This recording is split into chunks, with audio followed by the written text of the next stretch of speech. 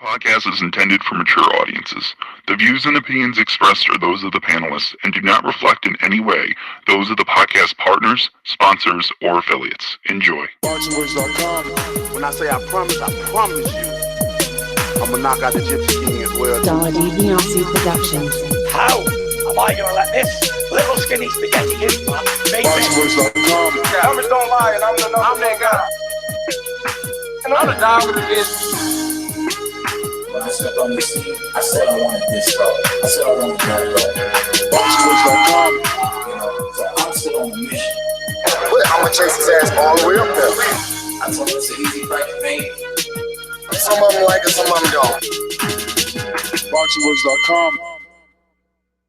Welcome back, ladies and gentlemen, to another edition of the Boxing Voice Radio. I am your host, Nestor Gibbs, and we are back on the main channel. They can't hold us down.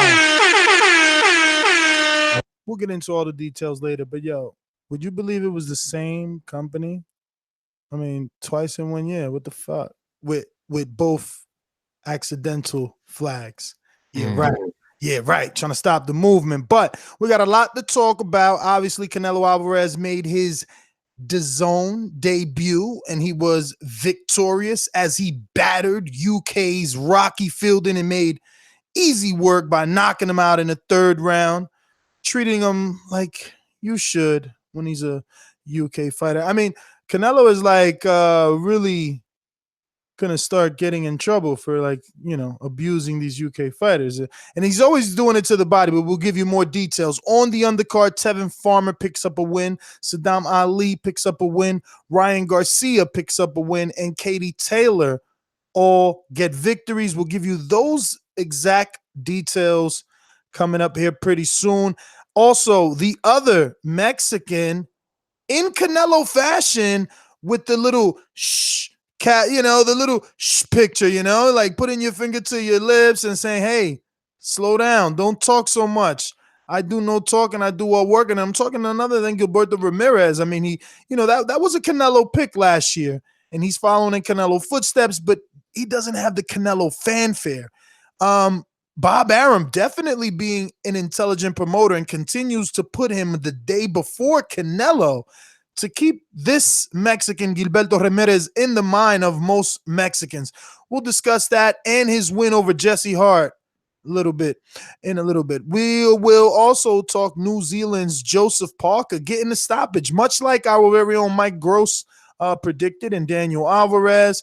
So we'll discuss his little comeback fight in New Zealand, stopping a guy and actually having killer instincts. Some going a bit further, saying that he got dirty and hit his opponent Alexander with repeated low blows. And speaking of low blow, Anthony Joshua, tired of all the blows he's receiving in the media, has come to the U.S. and, in true fashion of the Wilder voice, I'll call it damage control. You can call it what you want. We'll get to audio later, and we'll dissect everything that he said, you know, the way that we do, because it's not normally just what he said. There's always so much more, you know. We always got to get in there deeper. But anyway, you know the number to call in, 1-425-569-5241. Press 1 time to voice your opinion right here on the Voice of the People hotline. Don't forget to add Nestor Gibbs on Skype to be part of the conversation from anywhere around the globe. Absolutely free. WGN Sports. Oh, Ron, what's going on? Oh, that's actually my ESPN. See? We'll be flagged for that in a few seconds. Nigga, we just got back, baby. Goddamn. We'll be flagged for that. Yo, is it my fault that fucking ESPN got ads that just play on their own? Like, yo. I speak it, believe it, receive it. Speak it, believe it, receive it. Speak it, believe it, receive it. I can't say it enough. I speak it, believe it. Windows 2 attempts, handed bands over. Sicko hit, shot and miss, two to stand over. Turn up. Breadwinner, huh? Look who in the building. Let me check my Instagram. I might be at 1 million. And I'm in. Boxingwords.com. Look who back in the motherfucking building. TVV back on the main goddamn channel. They can't stop us, man. They try and try and try and try. And we just come out like Canelo. Canelo victorious all the time. But Canelo had a great victory last night over Rocky Fielding. I thought it may go the distance, but Canelo proved to have that killer instinct, going to the body, digging. Former had a victory over Fonseca. Back-to-back weeks, man. Common opponents with Gervonta Davis. Loma had one. Tevin had one. Gervonta looked better than both of those guys, but we'll get into that. Also, Joseph Parker, man. I always knew Joseph Parker had that killer instinct. I don't know if you guys seen him fight before he fought Andy Ruiz. He always had that kind of killer instinct, and I just don't know where it went to. But back home in New Zealand, he comes out with the victory. Also, Gilberto Ramirez, man. Gilberto Ramirez did something in the 12th round that was very, very impressive. He really put it on Jesse Hart, and Hart didn't have any answers for him. But we'll get into that too. Shout out to my guy Ron G. What's going on, baby? Bay Area. BoxingWords.com. I've been doing this. I ain't been up and fell off. I've been through the Linares era, the Nassim Hamed era, the Sugar Shane Moses era, the Oscar De La Hoya era, Mark Anthony Barrera. I've been through all the eras, and I still been telling you do too much talk. The thing is this. People want their subjective preference to be the objective reality. HBO needs to fire you. You don't know shit about BoxingWords.com. What's going on, everyone? You guys haven't seen the Dazn documentary that showed a little bit of Rocky Fielding. Rocky Fielding became professional in 2010. After winning his first 3 professional bouts as a light heavyweight, he was given an opportunity to fight on the Prize Fighter series. It was pretty much like a TV show for Sky Sports, and he won successfully. Now, this reminded me of a scenario that happened in the United States. It was Afonso Gomez. If you remember, he was on the Contender, and from that point, he had an opportunity to fight against Miguel Cotto, which was pretty much a flashback to that. So a guy who got beat up in the body, and he got hurt really well, and he got stopped. So at that point, we'll go into the whole recap of the fight in addition to Ron, you're going in and out. Maybe you need to talk right into the mic or what? I don't know, but how does that go in and out? They killing your ass in the chat, bro. You're going in and out. I'm just saying, just saying. Check. I mean, you're there, but you go in and out. It's like you're underwater or like some shit. And he's gone. So, what up, Ness, man? How's it going, homie? We back on the main channel, man. Before we get into anything else, bro, lay it on the goddamn table, man. What happened? I don't know, bro. Some dude at Clip Corp or some shit. He just keeps flagging us. I mean, and then it's funny. Actually, there's a TBV listener that's a lawyer or about to take the bar. I remember we met in LA. Yo, contact me again. I'm kind of frustrated. It's the same guy over and over. And then he just apologizes. It's not like he says, "Oh, that's ours." No, he just says, "Oh, I'm gonna review it." "Oh, after review, you're right. Apologies." And it's like, motherfucker, you shut us down for 5 days, 10 days. You know what I'm saying? I didn't even know it was the same dude till, I went to send him a personal email and it's like, yo, this email's already in my email thread. Like, I already spoke to this dude on numerous occasions this year and in 2016. So this dude's on my heels year after year after year. Like, 2016, he even flagged the Amir Khan Canelo fight. It's just like, what the fuck is going on, bro? You know what I'm saying? And then the worst part is, like, it would be understandable if it was like an interview or some shit that I did with like Eddie or somebody or anybody, you know what I mean? Because there's like material in the background that could possibly belong to someone else, and it's understandable. But then it's like, no, you flagging my show. Like, my dude, this is our show. Like, it's us. Like, we copywriting ourselves, like we infringing upon ourselves. But anyway, man, someone said report him for YouTube abuse. I know, man. I mean, this shit is ridiculous. And he's yet to respond to my email of saying, like, why does this keep happening to me? I feel like I'm being targeted, but whatever. Speaking of targeted, man, Canelo targeted the body of Rocky Fielding so hard not to call him a Euro bum. He went in there and fought like 10 levels underneath Canelo. He was literally a punching bag that didn't even try to fight back. and it was real suspect to me. Did he put money on himself? Like at one point he went down, took a knee, looked at the corner and shook his head. No, like, nah, not yet. Then the next round went down, took a knee and was like, all right, this round, yeah. Like, I don't know. That shit was real fishy to me. Shout out to Ron G because he pointed it out right from the get-go. Rocky Fielding was giving up his height as soon as the fight started. Crouching down, fighting on the inside, not keeping Canelo. He kept putting his head, trying to put his head on Canelo's head. Like, why? Because he wanted to get out of there quick. Yeah, he wanted to get to the pub, man. He wanted to get to the pub, man. He wasn't there to fight, bro. Like a dude that's tall, at least try to fight tall. Like Pedraza doesn't just give up his height right away. He waits till he gets punched in the face a few times. You know what I'm saying? Yeah, man, you do. Real quick, man, the body shots, bro, from Canelo were just impeccable with the placement. Nice round to the liver, nice to the body. I mean, he was just ripping Rocky too, doubling and tripling too. He was not, taking any chances with Rocky, which is what I like. After the first round, you could see visible red marks all over Rocky Fielding's body. Not even after, during the first round, bro. Like he was hitting him hard for sure. There was no denying in the amount of force that was coming at them punches, but it was more about like Rocky not trying to do nothing. He was just more like guards up. Yeah, go ahead, hit me, and I'll deal with it. Just a real shitty game plan, in my opinion.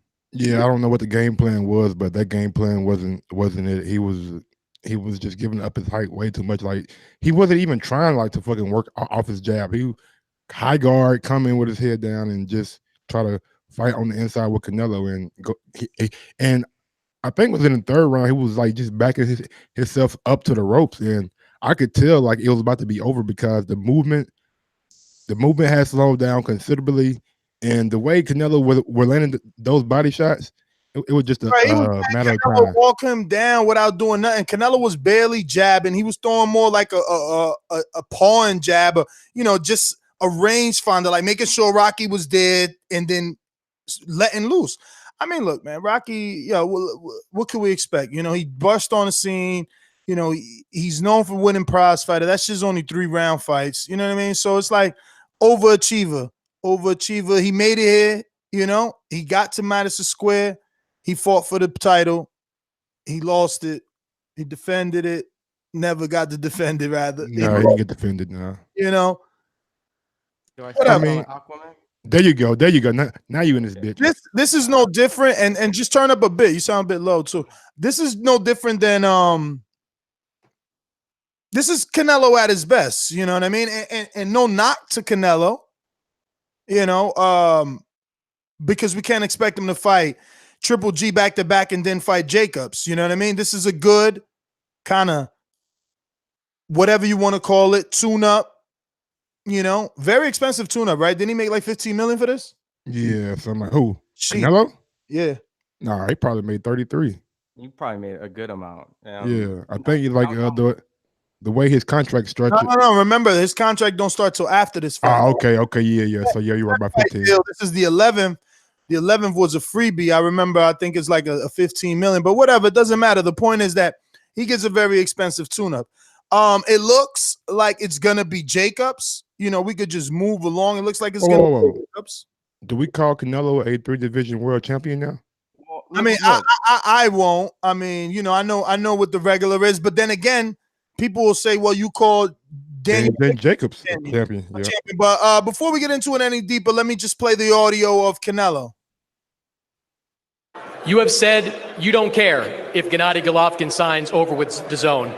Do you believe the rivalry with you and Golovkin is settled, or does it need to see one more fight? Pues para mí terminó el 15 de septiembre, ¿no? Ahí terminó, ahí demostré que soy mejor que él, pero fueron dos muy buenas peleas, no es secreto de eso, ¿no? Puede haber una tercera y la gente la va a disfrutar. Look, I felt that it ended on September 15, and I showed that I was best. But there were 2 great fights. That's no secret. And if the people want it, we can make it. So what do you think? He didn't mention any names at all, but he said whatever the big fight is. And I will say this, even though there's a lot of us that want the Charlo fight, right now Daniel Jacobs is still bigger than the Charlo fight. Daniel Jacobs, has a belt and a full belt and he also has a pay-per-view under his belt. So I know this, but real quick, can Ron just like give his assessment of the fight, and then he can lead us into that question? Sure. I mean, pretty much all I was going to say is the whole idea of this fight was just a showcase fight. We know that marketing purposes, this belt is not the real belt. It's not the super belt. As diehard fans, we know who we want. We want him to fight in the 160 and 168. This fight reminded me of Alfonso Gomez when he fought Miguel Cotto. Alfonso Gomez was he was on a reality boxing TV show, The Contender, and he had an opportunity. He actually beat an older Turogani, which led him to this predicament when he fought Miguel Cotto. Now, Miguel Cotto had his country. He had the big pound-for-pound ranking system. He was the champion, and he beat him up in fashion. Similar body shots to the point where the doctors had to stop it in like the 5th or 6th round. So, look, Rocky Fielding's okay, but he's not elite. Canelo worked the body. He's tremendous as a fighter. Many people consider him pound for pound. He has 10 fights now. 10 fights on this deal. We know we're not going to get 10 hardcore back-to-back fights. He might fight another guy 168. He may vacate the belts at a certain point where maybe after the Triple G fight, maybe he'll fight Danny Jacobs, Demetrius Andrade, and then go back and pursue 168. Many times we see superstars not clean up the division. So Charlo has a long way to go. I don't see Charlo going. I think Danny Jacobs is the most sensible thing. They put him on air, on camera. They had him there. I think they're just trying to slowly build up Danny Jacobs' profile so that they can have a big fight. But that's my whole entire take on it. Well, Mike, I think he wanted you to go so bad and hear what you had to say that he didn't listen. He still don't know what's going on. No, Mike. There you go. Dude talking shit, bro. I ain't worried about him. I'm trying to find the tweet that Ron put in here today about the question that you just brought up. Who's next for Canelo? Because there are rumors out that Jacobs could be that possible opponent in May. Sorry for working, man. I'm just trying to find things out. Sensitive Mike. Sorry for working. So I don't see odds on Saul Jacobs, but I do see Saul Billy Joe. And I see Saul Gennady Golovkin. And I see Saul Demetrius Andrade. I think Andrade can't even say Andrade. Yo, Canelo's the favorite versus all those guys. Really? Even Charlo? He's not there versus Charlo yet. Oh, okay. Well, I was thinking maybe Andrade and Jacobs, but maybe they dust off Lemieux and try to make him squeeze down 160 again. He did miss weight this weekend. Lemieux is not going to be accepted on any network in a couple of months. You know, he just suffered. He made the network look bad. Remember, the card didn't happen. He went to the hospital. So they'll think about it before doing something with Lemieux on a big stage again. Yeah, they can't afford to risk a super fight and have someone not make weight. Let alone go to the hospital. Imagine Canelo's opponent struggles to make weight and goes to the hospital the day of the fight. That's like bad publicity. Yeah, they'll fuck around and find somebody. And they couldn't even have the opportunity to truly market Lemieux, because think about it. They get Lemieux as the co-main, which they tried, have him get this beautiful knockout. People remember it going into the Canelo fight and then go, oh, they could possibly fight each other. Well, that'd be cool, but they can't market that anymore. So fight fans itself didn't really want that. And now the Rosado didn't win. I wonder if they give Rosado the shot, you know, Puerto Rico versus Mexico, even off that draw with Aries, because he didn't get the win and he's another DAZN fighter. You know, Lemieux had his mishaps. Andrade, Jesus Christ. I thought it was a joke. I thought that was a joke. The fighter he's fighting? Absolutely. Absolutely. Like, you know, these guys show time and time again that they have absolutely no control over their career until they have control over their career. I mean, isn't this some hypocritical shit? Like, didn't he talk shit about Billy Joe Saunders and now you're going to fight his opponent? Like, this dude's really fighting the dude that everybody, probably himself, did Instagram memes on and called him fucking Wolverine. Now you're going to fight him? Man, this is crazy, bro. Really? Man, like, look, man, I'm growing impatient. You know that's one thing boxing fans are, impatient and fickle. And like, you came out and we know it's not supposed to be all good. But now it's like a reoccurring thing. Like everybody gets these ridiculous mismatches. You know what I'm saying? Big Baby got like 3 straight. Now Andre about to get another 2 straight. Like this is ridiculous.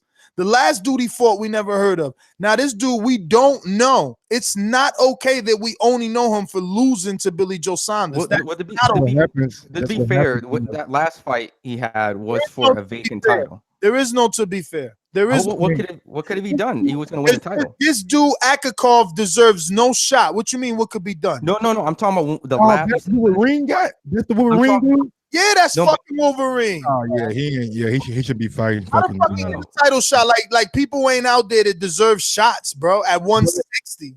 Oh no, I was talking about the WBO though. Whoa.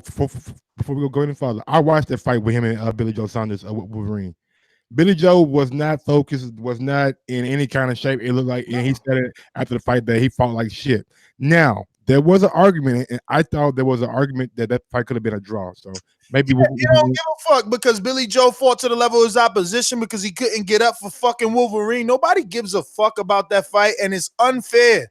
You know, listen, with the zone, it's all good if you got some mismatches because it's hard to get opponents, but don't tell me it's hard to get Andrade an opponent. If I Google right now the 160-pound division, I know there's over 1,500 fighters. Over 1,500. You ain't got to get somebody that we don't know and that the only reason we know him is for losing to somebody. This is just bullshit. I agree. So real quick, Mike, let me real quick, because Nessa, the last two, the last fight he had was originally supposed to be for Billy Joe for the title. It wasn't though. It don't matter that it was supposed to be. It wasn't. It wasn't. He fought it was for the belt though that you never heard of. But who was from Granada or some shit? Like, get the fuck out of here, bro. But what they did is originally was for Billy Joe Sanders. At that point, the important thing was to get the strap. So they had the next guy underneath. Who was the next guy underneath? Instead of Akavov, get fucking Gabriel Rosado or Louis. Let me tell you something. I heard we all know that the rumor is Willie Monroe tested positive for an adverse finding. We don't know what it is yet. And we know that the rumor is Matt Koborov might step in. He's already accepted the fight. Not fucking Wolverine. You see the difference? You see the difference? With this fight, I agree. This fight, I don't know if this is a stay busy fight. No, you're saying this fight, you agree. What I'm telling you is Charlo got 2 weeks till fight night. If not 7 days, okay? 10 days, something like that. It's next week, ain't it? Yeah, Andre got like 3 months, 4 months. No, we're on the same page. No, we're not on the same page. And for those people that are not listening good enough, listen. In 2 weeks, he's stepping up to Matt Koborov. No. I'm saying this is a bad fight. I'm not agreeing with the Demetrius Andrade fight. I'm not agreeing. I know that you're saying that. I want to make it abundantly clear that there's hella people out there for Andre to fight, not named Akavov. I agree. Real quick before we go any farther, we got a super chat from Alexander Wilson. The Zone had over 1 million downloads when AJ fought, but after the Canelo fight, they had over 5 million downloads on their Google Play Store. And we got downloads don't represent streams. I could download the app. How many fucking apps do we got on our phone that we don't use? Let me tell you how many we got. We got so many that Apple invented that if you don't use a certain app for a certain amount of time, they just take it off your fucking phone, okay? And you got to go re-download it to save you space. So don't talk to me about downloads of fucking apps. Talk to me about streams. That's what matters in this world that we live in. Streams. 1 billion streams, 1 million streams. Talk to me about no fucking downloads. Anybody can download a free app and not use it. Anybody can download a free app and never sign the fuck in to actually pay the $9.99. Making me sound like a DAZN hater because you want to act stupid. If you could read the Eric Cruz one that came before his, it's like right up top. But back to the topic. I don't like the fact that Andrade is fighting this guy, but at the same time, the Zone is just not starting out, so they can't be spending. It's just starting out bullshit. They are, bro. They're in their first year of business, bro. PBC no fucking starting out for forever. Yo, I wasn't here back then. I wasn't here. You got 3 months. You got 3 months before this fight or whatever. It ain't even 3 months. Why are we saying 3 months? He fighting January 18th. They still could find somebody. I got a month. Yeah, I ain't no. They could find somebody. They found Koborov for fucking Charlo. Probably just like a stay busy fight. He could have jumped in. He could have jumped in. He could still jump in instead of fighting in fucking January. I seen his post talking about I stay busy. Champion stay busy. Well, I did. Call Charlo. Talk that big shit Tevin Farmer talking like you got that DAZN money. What's going on? What's going on? we all know that ain't how business works. What you mean that ain't what? What? I mean, AJ just came on TV calling out. What you mean that ain't how business works? But you don't make a fight that big for fucking next week, homie. You don't just hop in your champion. Brother, you could still offer, get the fucking internet wailing, have managers call each other. Somebody fight could get canceled or rescheduled. Don't act like it can't. Charlo ain't about to cancel his fight. You right. He on Fox. You right. You right. He on Fox. But listen, you can still call out. I see Tevin calling to Tank out every day. But think about it like this though. Look, sorry, Canelo just fought. Danny Jacobs probably right now waiting and sitting to praying to get that fight in May. At that point, the Charlo is fighting. Triple G hasn't even announced where the fuck he's going. You gotta address that shit though, man. Look, Danny Jacobs, bro. At this point, like I said, the last fight, it was just a get a strap fight. I'm not saying I was happy about the fight, but the objective was to get the strap. Now he's in the position. He got the strap. Now this fight, we don't know if it's a stay busy fight or it's a planned course fight. Because if he gets a Canelo fight or an opportunity of a big fight after, then we're gonna look at it like, okay, he's trying to get some of that extra money, but I don't agree with it. I think he could get better fights. Do you see where Demetrius Andrade is in the DAZN picture on the thumbnail? He is third, my nigga. He's last on everybody's mind. Daniel's next. They waiting for Gennady to sign that contract and come over on home to DAZN to get his skull bashed in by the champion Canelo. Now, Demetrius Andrade is number 6 in the division, right? Artur Akavov is number 30. Okay, so we're just gonna click on 30 and we're gonna see who's above him. You know, who sounds better? Vanez Martirosyan already fought Demetrius Andrade, so that doesn't sound better. Jason Quigley is with Golden Boy, and he will get his ass kicked. So to Golden Boy, that doesn't sound better. Gabriel Rosado had a draw with Luis Aries, and I guess that doesn't sound better. Brandon Adams just won the Contender, came off a 3-year layoff or 2-year layoff, got like 4 good, solid wins. That sounds good to me. That sounds good to me too. That sounds good to me. And Brandon Adams need a home network too. So if you're Brandon Adams, it may not sound good, you know what I'm saying? But because you know, you've been fighting 4 and 6 rounders on Contender. You won the 12 rounder before you mix it up with an Andre, but opportunities are opportunities. Stephen Butler from Canada, never heard of him. Luis Aries, he drew with Rosado. Camille, I don't even know how to pronounce your last name. Marotta got beat up by Brandt. Hugo Centeno knocked out by Charlo. Jack Coquet already lost to Andre. Willie Monroe just popped. Selecki, who he just lost to? Jacobs. Common opponent right there with your DAZN stablemate to prove you better. Rob Brandt, different network. Top ranked, newly signee, but who knows what could happen. Martin Murray just had a fight or might be in a fight. Lemieux still in the hospital. Derevchenko just lost. Then it's somehow Jeff Horn popped up, and he's above Andre. How Horn get on that fucking list? I don't know what about he fought that dude. So look, we got a super chat though, real quick. Just starting out, from Michael Johnson. Just starting out and can't spend money, but you gave Canelo $300 million allegedly. And real quick, man, back to Danny Jacobs, bro.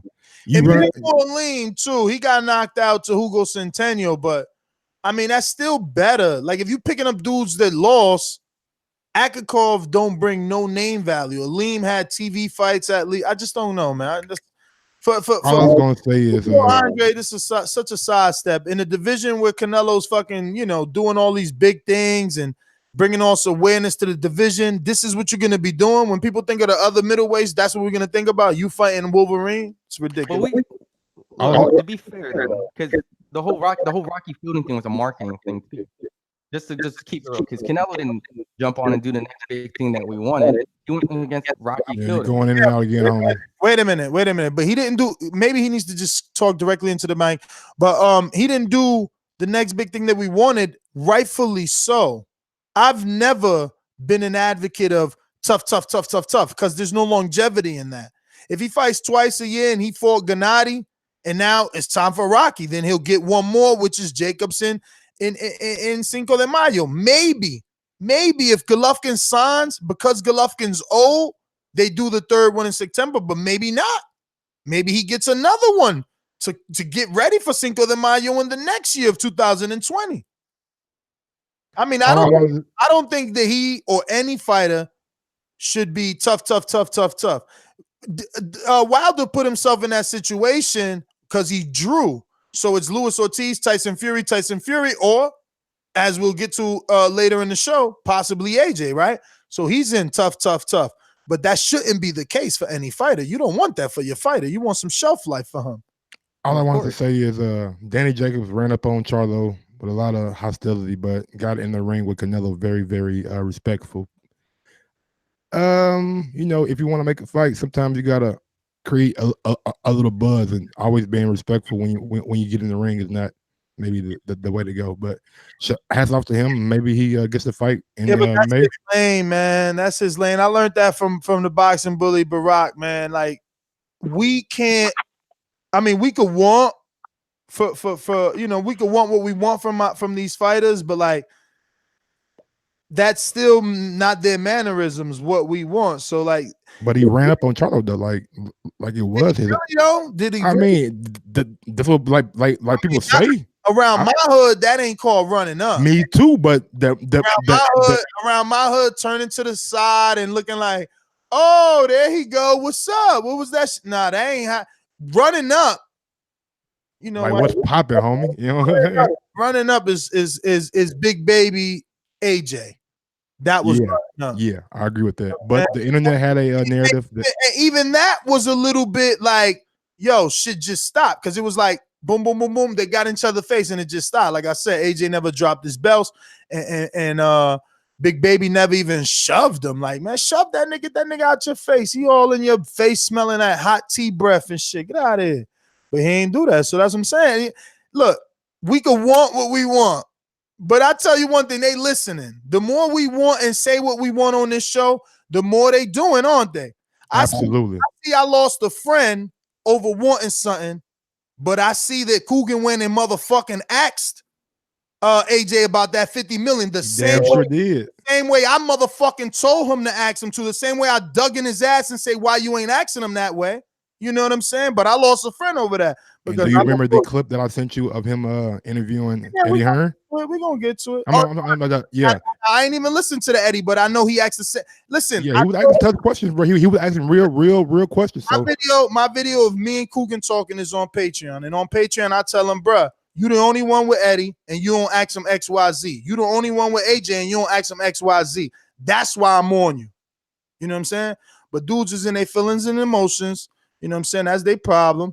But I see that as a colleague, I was able to pick him up. And I expect someone to do that to me. Like, yo, Ness, you know what you're doing is wrong. Do this. Boop, pick me up. And that's what I did. And he out there doing what he doing. And now we got answers. And now very next interview after you said that, he was like, he did it. So of course he did. But let me tell you, we get the answers, and it's more dancing.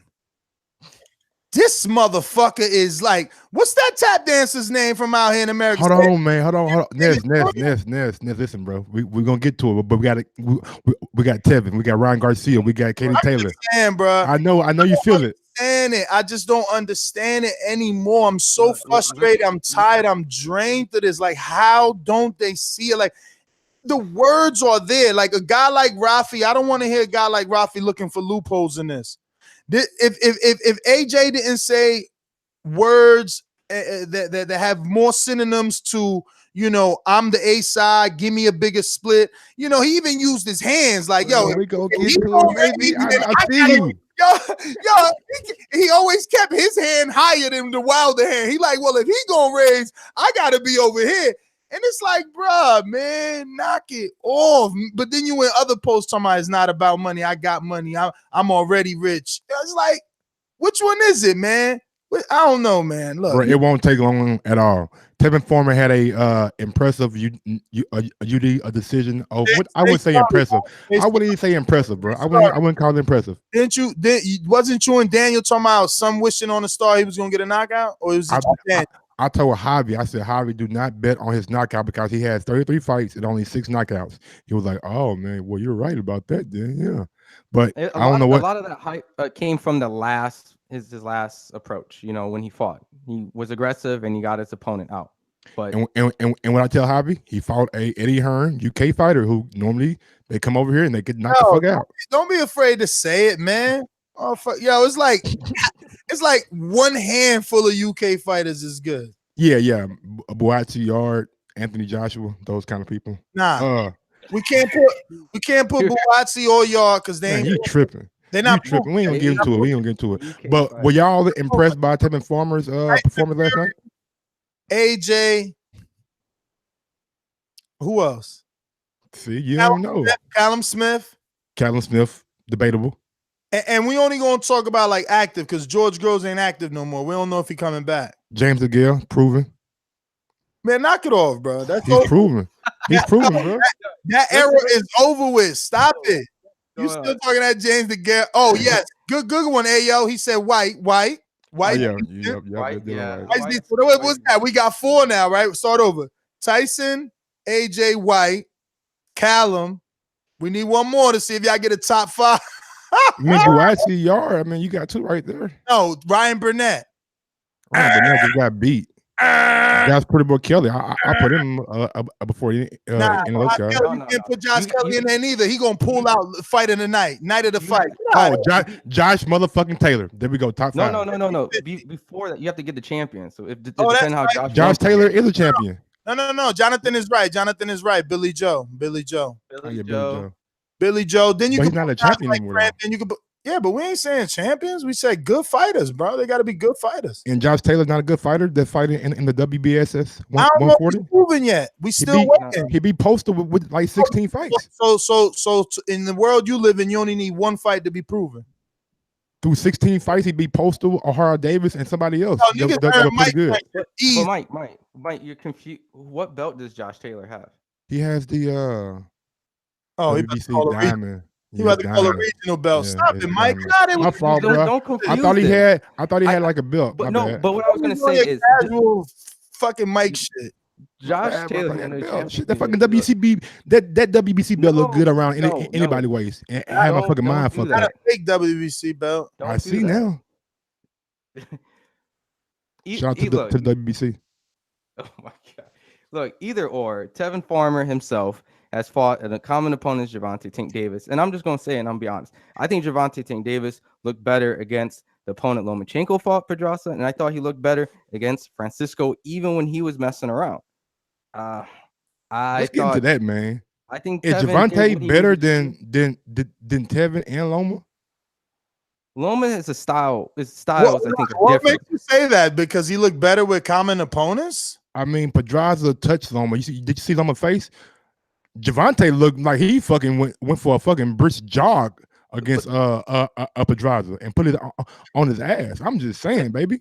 Styles make fights, but goddamn, he make fights too.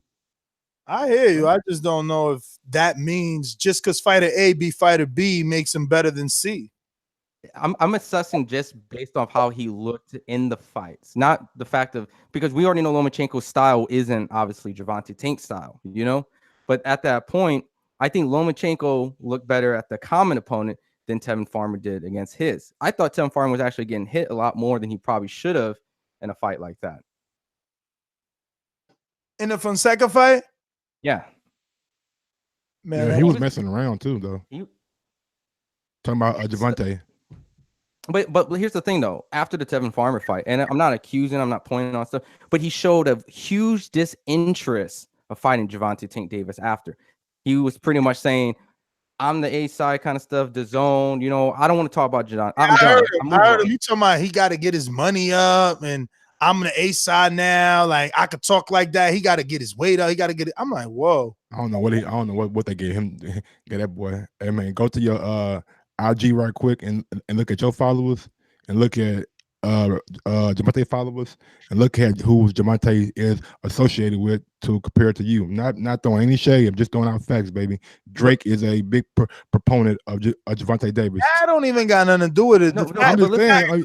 If you tell me get my fucking weight up, bro, I've been had what you had. All right, I've been had what you had. That's clout. That's clout. That's outside of boxing. Like Javante don't even need to talk about his followers. He is more than likely going to be in an Abner Mares fight next year, in a big fight in San Diego, which trumps anything that poor Tevin has ever done. I'm sorry. Who's Tevin beaten? He lost to Pedraza, which is already a common opponent. He just slightly struggled with Fonseca, which is another common opponent. Like, I mean, he needs to stop talking about Javante until he looks like he can beat Javante. And I don't know if that was maybe the case, you know, because I don't want to make anyone's assumption. But here's the funny thing. All year was says, I want Tank, I want Tank, I want Tank. And then by the end of this year, I don't want to talk about Tank. Yeah, but that's just another tactic. You know, oh, I'm not in, just like, you know, it worked for Wilder, right? Oh, I'm not interested. I'm not interested. Now AJ's like, wait, why are they not interested in me? And now they want to talk. You feel me? Like he thinks that might work for him too, but no, that ain't the case. You know, AJ and Wilder at the top of the food chain. Like Javante's on the side where there's just options, man. You know, think about it. They got Josu Cuellar to move up for him. They getting Abner to move up for him. Like that's the type of shit Bob does for Terrence Crawford, you know? The reason I brought up the followers and the Instagram and all that shit, we live in a world of status. And Javante's status is bigger than Tevin's status right now. That's all I'm saying. Yeah, but for boxing fans, Mike, that shit don't matter. I know, but Tevin made it about something else other than boxing by saying all the things that he said. Well, regardless, he was going to be underneath the David Lemieux card. Think about that. He was going to be underneath David Lemieux. But right, Lemieux's a bigger name. He's done a pay-per-view. So at that point, it's like, look, you're a world champion. You're underneath David Lemieux. You got bumped up to the co-main because you couldn't make weight. Javante is going to go headline. You know, he has the Mayweather backing. I'm pretty sure they see all the drama and they're going to try to probably invest more into Javante next year, seeing all the media and his public perception of how he doesn't like it there. Plus, you know, he's also tied to guys like Lomachenko. I'm sure that he can get a big Lomachenko fight if that was the direction they wanted to go. So Javante definitely has options. Shout out to Jenna for telling Mike that his followers can't fight for him. And I'm gonna say, man, she's lucky. She a lady. I'm gonna say you can't say that because followers can't fight for you, but it's evident. The more followers you got, the more attraction and attention that comes along with that, which can relate to what is Fox and PBC doing right now. A lot of Showtime too. Fox pay-per-views, Showtime pay-per-views. So followers can add up to that. Get your motherfucking mind right. It's all about money at the end of the day. JD in the chat talking about Tevin Farmer with his 5 losses making better moves than Tank. No, the fuck he not. Being active versus James Tennyson and Francisco Fonseca, that don't do nothing. One Abner Mares fight trumps all of that. All of y'all gotta realize why he's so active, man. They gotta fill out these cards. Come on, y'all. I mean, they ain't got a fucking big roster, so they gotta fill out these cards, and they gotta do with people that need to fight. And Tevin is one of those guys that need fights, and shit. He's happy too. I mean, he's getting paid. He's not complaining. So hats off to him. Farmer's gonna fight Jono Carroll coming up. He better not. He better not fight the fucking guy. That shit was. But I'm just saying. But that's what I'm saying. That's what I'm saying. How people acting like, oh, he's busy, so he's doing so much better than Tank. Like, but none of them fights mean anything. Like, we don't remember them by the time the week is out. Yeah, and people got to remember, Tank fought as a co-main event underneath a Mayweather McGregor undercard. He was seen around the world. Speaking of Tevin Farmer, you guys seen Robert Garcia Jr. saying, I hope I never have to sit through another. Oh, yeah, that was disrespectful. I mean, wow. They did that to Ward. They did it to plenty of people that they thought was boring. But what? I wouldn't call Tevin style boring, though. Like, the guy fucking fights. He just doesn't have the power.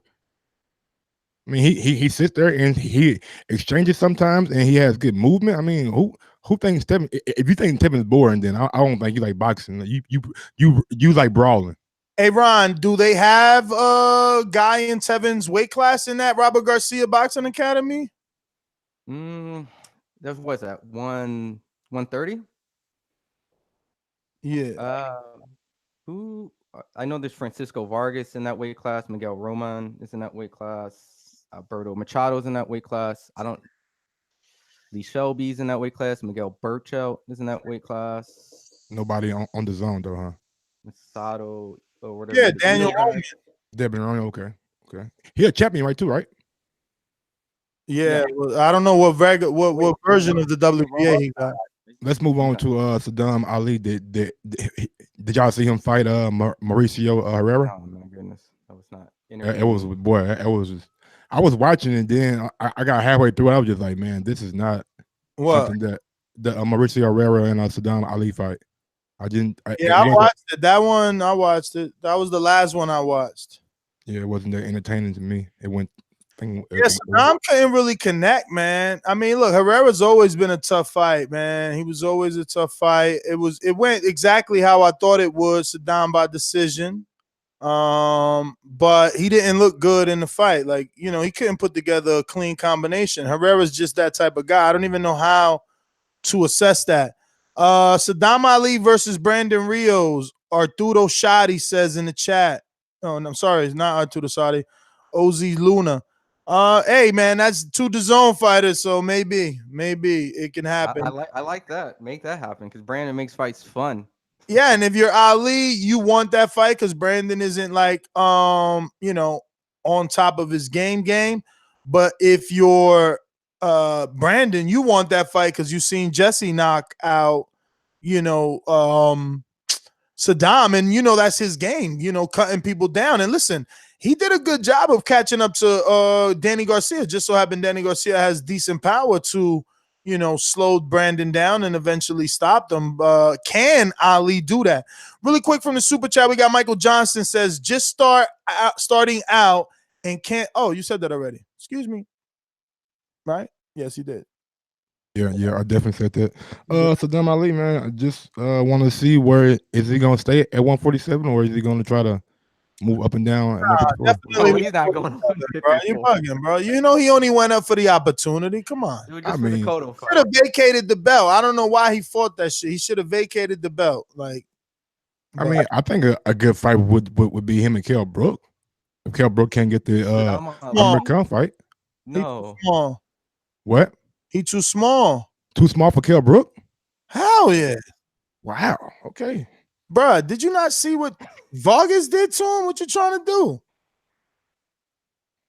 Look, Sadam Ali, he got the belt. He was a huge underdog. There was an opportunity. Like, why wouldn't you fight Miguel Cotto, a guy who moved up weight? He's an actual smaller guy. He started at 40, so it was perfect for you. But like after that, he should have vacated the title. He could have went off in his prime. He could have still been getting paid a certain amount, but he took that knockout loss. Now he rebuilding.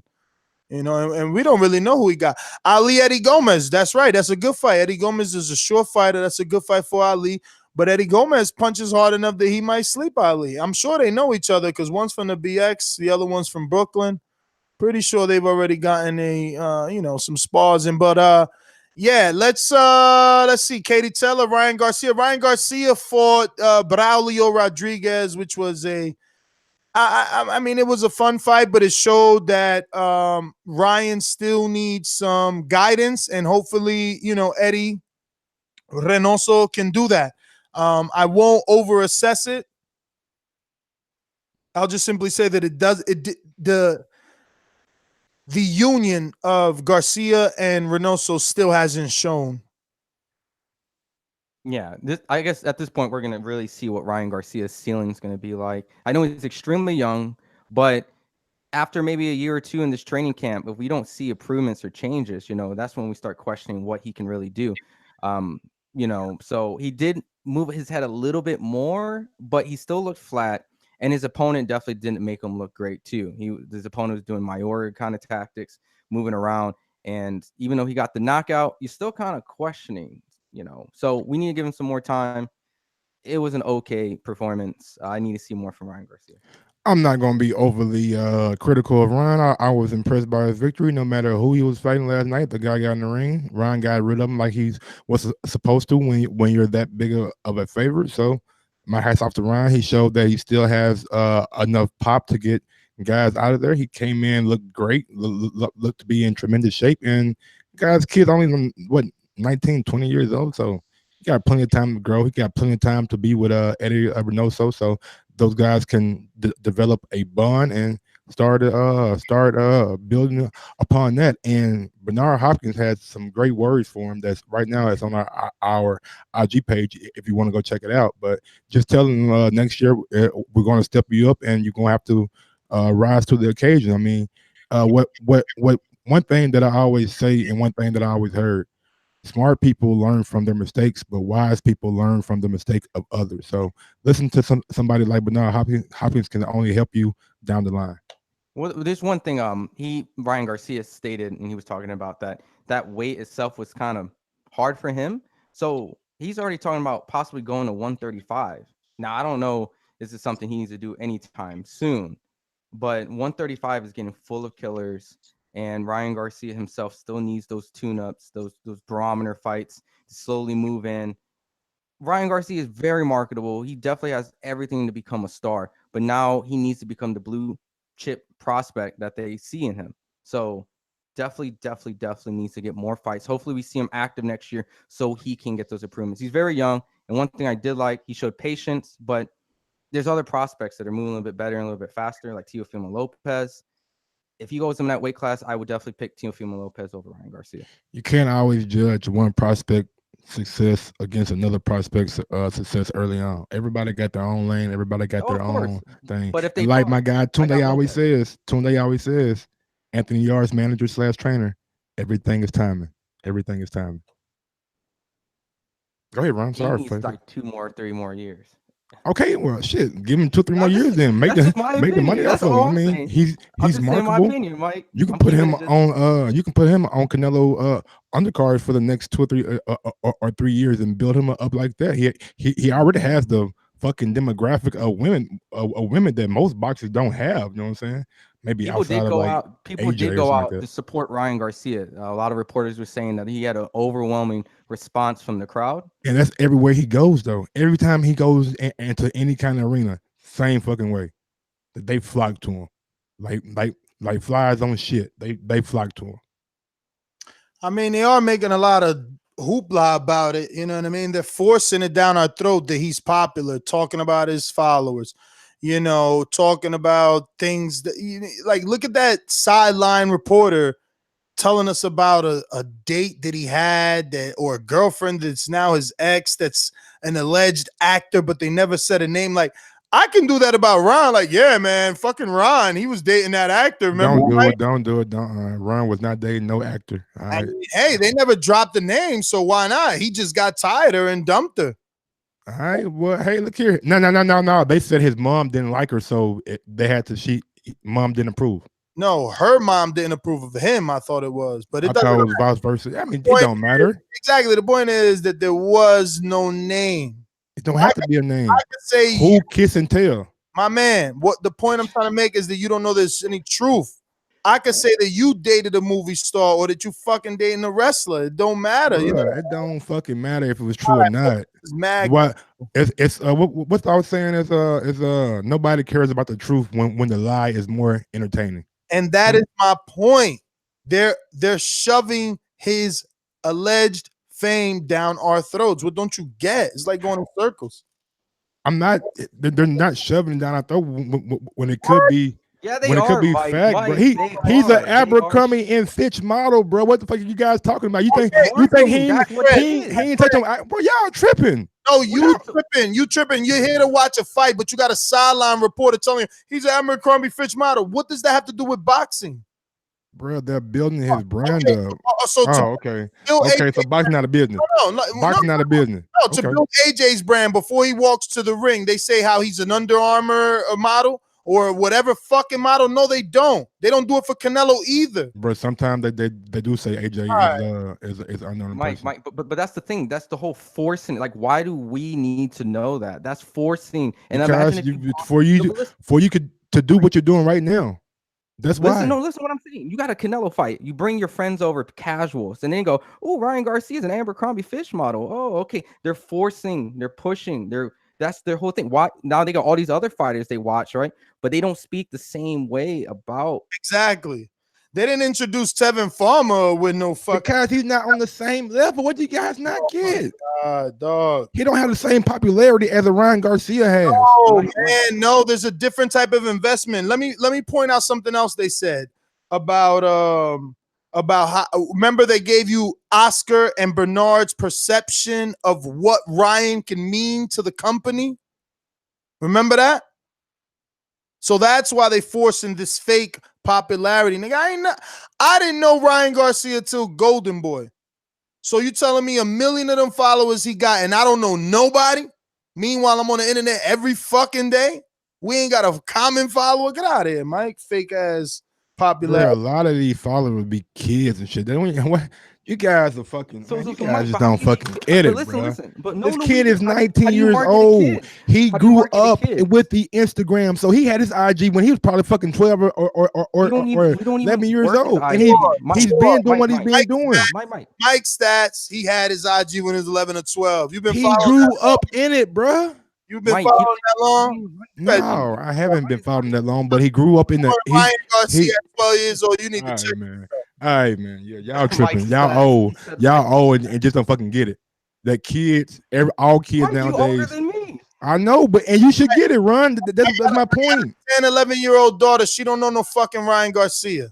She knew Takashi. She don't know fucking Ryan Garcia. Get out of here. She's on the fucking. If you had a daughter that lived on the West Coast, it could be different. But she lives on the East Coast. Famous. He was on Facebook. Ain't nobody tagged me on that shit. Okay, man. All right, man. So Mike, keep hating on Ryan. All his followers. Keep hating on Ryan. He gonna keep modeling. Keep dating these actresses. Keep getting this money. I get to see the Abercrombie and Fitch fucking advertisement. When do go look it up? It's already done. Go look it up. Look it up. I should be seeing it on TV. That's the point. How are you supposed to be seeing it on TV? Do you buy that shit? Do you watch TV? Do I watch TV? Yeah. How often do you watch TV, Ness? I'm done. Or do you watch on demand? I watch TV. Get the fuck out of here. Yo, doggy, I watch. You too busy. You too busy watch TV. Good question. I watch Love of the Listed. That's on TV. Right? What channel is that? Like HGTV. All right, watch the fucking maybe turn to the fucking CW where the age demographic of Ryan Garcia may be on there. Fucking HDTV, they fucking selling shit to you about Martha Stewart and fucking Family Bill shit. Try again. Mike, I'm tapping out not because I agree. I'm just tired. I'm just tapping out on this. I mean, yeah, because you guys act like fucking kids don't. You want me and Ron to believe that all of a sudden because Ryan Garcia is fighting in boxing that the age demographic of boxing changed to teeny boppers? I'm not saying that, bro. I'm not saying that at all. Mike, I'm saying he brings his own fan base with him. Mike, listen. Where? Where he at? Look, how come he did worse than JoJo Diaz on the whole Facebook thing? Like it wasn't these over fan base at. That's what I keep telling you. Fake fan. Where's that? Where they at? The fucking fight wasn't even sold out. Where his fan base at? And it's a Canelo fight. So he could at least the fight was sold out. No, it wasn't sold out, man. It wasn't sold out. I kept hearing him all night say it's almost sold out. It's almost sold out. I thought they said it was sold out, brother. They said it was sold out, but they didn't open up all the seats. Man, I heard Kenny, whatever that dude is, Kenny that was next to fucking Leonard, Sugar Ray Leonard, say it's almost sold out. But just for that, I'm gonna check my fucking email because I know they sent me emails. Motherfuckers wasn't sold out. I think they didn't open up 5,000 seats in that arena. Oh my God. And that's sold out. Meanwhile, and look at the double standard. You feel me? I don't give a fuck what I get called. I'm gonna always bring that shit to life. Wilder Fury up until the last day. Oh my God, it's not gonna sell out. Look, they only got 14. Oh my God. Last minute, Canelo shit went silent. Meanwhile, fighting that, he still got 4,000 or 5,000 tickets. Ain't nobody saying nothing. Now I'm really gonna check my email. Somebody told me he sold 20,000 tickets. If I don't see that email say 20,000 tickets. Look, we got it. Yeah, that's what we have to see is 20,000 because they could have said it was sold out, but they were selling tickets up to like 14,000, 15,000. That was being reported. So they were advertising a sold out venue of what they allowed people to buy. So we have to see it be like 20,000 officially for it to be considered an actual venue sellout opposed to an event sellout that they offered out. Real quick, off Ryan Garcia, Katy Taylor got a victory over 112 alleged tickets, but they didn't say sold or not. But you know, some of those is comps. Yeah. This is a Golden Boy press release. Y'all ready to move on to the Friday night card with Gilberto and Jesse Hart? Sure. But it was a solid crowd. I was just gonna say though, it still was a solid crowd. Oh yeah, crowd looked amazing. It definitely looked But like that he crowd was. ain't got nothing to do with fucking Ryan. Canelo's selling 40,000 in Texas. That's the whole argument. Like, you know what I'm saying? Like, where's his fan base at that they keep saying he got? We'll see next year when he start doing his own shows. All right. All I know is Lomachenko headlined in DC. He headlined everywhere. Lomachenko's 30. He headlined everywhere. You know, no, Lomachenko's popular. That's what he is. Okay, he's 32. Wait till Ryan get 30 and see what kind of shows he be doing. But that's what I'm saying, Mike. I don't know if you think that you must be on a certain level to headline. It's your popularity. Because last I checked, Mike Casual 2.0. He headlined the Step Hub. April Flores Jr. has been headlining in Rio, Nevada for a long time. They even brought TVs for him, remember? Then Ryan Garcia headlined the night before a Triple G fight. No. Before a Triple G fight at the Step Hub. Yeah. And then it do like better numbers than the Triple G fight did? I don't know. That's what you're telling me or you asking me? Because you like to play that game. I'm asking you a question. I don't know. Okay. I don't be Ron, do you know Ron? I don't follow Ron. I ain't 17. I do know that comparing Triple G against Vanis is not a great card. But hold on, Ron. Who was Ron fighting? Hell yeah, you can compare it. Who was Ryan fighting? You compared it went from Triple G versus who was Canelo Ryan fighting? No, listen, Mike. Nah, fuck that. We on Star Power. Triple G. You tell me his name because you said Ryan Garcia. I don't know, but the crowd was more. The crowd was. It was a bigger crowd there for Ryan. It was a bigger crowd there for. It was a bigger crowd there for Ryan than it was for Triple G. That's simply what I'm saying. Stats. Pull up the stats. I don't know. Go ahead. You pull up the stats. No. Talk, and if you talk, I will pull them up while you're talking. Thank you. Yeah. Well, okay. Look, at this point, Ryan Garcia fought somebody on ESPN as a late replacement, or not late replacement. I think it was Jason Velez, wasn't it? I don't fucking remember. All I know is that was the whole time where everyone was flying back and not wanting to go because Canelo couldn't actually make the fight because that's when he had his whole steroid situation. So then we had Triple G versus Vanis, and that didn't do well. Because many people figured that Triple G's biggest fights was with Canelo. So when Canelo wasn't there, you lost the Canelo fan base, which was the argument who's more popular, Triple G or Canelo, which became who gets more of the A side or the B side split. And then it became an honorable thing of, hey, I think it's more deserving for Triple G to get more money for the sake that many people thought he won. It's not fair, this, and that. I remember all that. Yo, that's a good help right there. Who told me that? Somebody said, ask Mike why he wasn't a co-main. Ayo's helping my argument out. He's so popular, why wasn't he a co-main? Now, but we're gonna move on to what everybody really here for. You know, y'all really here for that AJ talk. So let's get to it. Been in New York for about a week. Everywhere you have gone, people have asked you about Deontay Wilder. So I'll put it simply, what needs to happen for Anthony Joshua, Deontay Wilder to happen in April? In April, that's for him to make the decision to say, you know what, we're going to step up and fight you in England. So that's his decision because him and Fury want a rematch. But if not, we got other options, no problem. So it's just a decision that the ball's in Wilder's court. So when he's ready to play ball, he knows where to find us. You say the ball's in his court. He said publicly the ball is really in your court. Okay, so I'll end it there then. April 13th at Wembley. Come see me. We get a deal done. I pay you way more than you've ever earned before. I give you all the chance at 4 belts. What more can you want?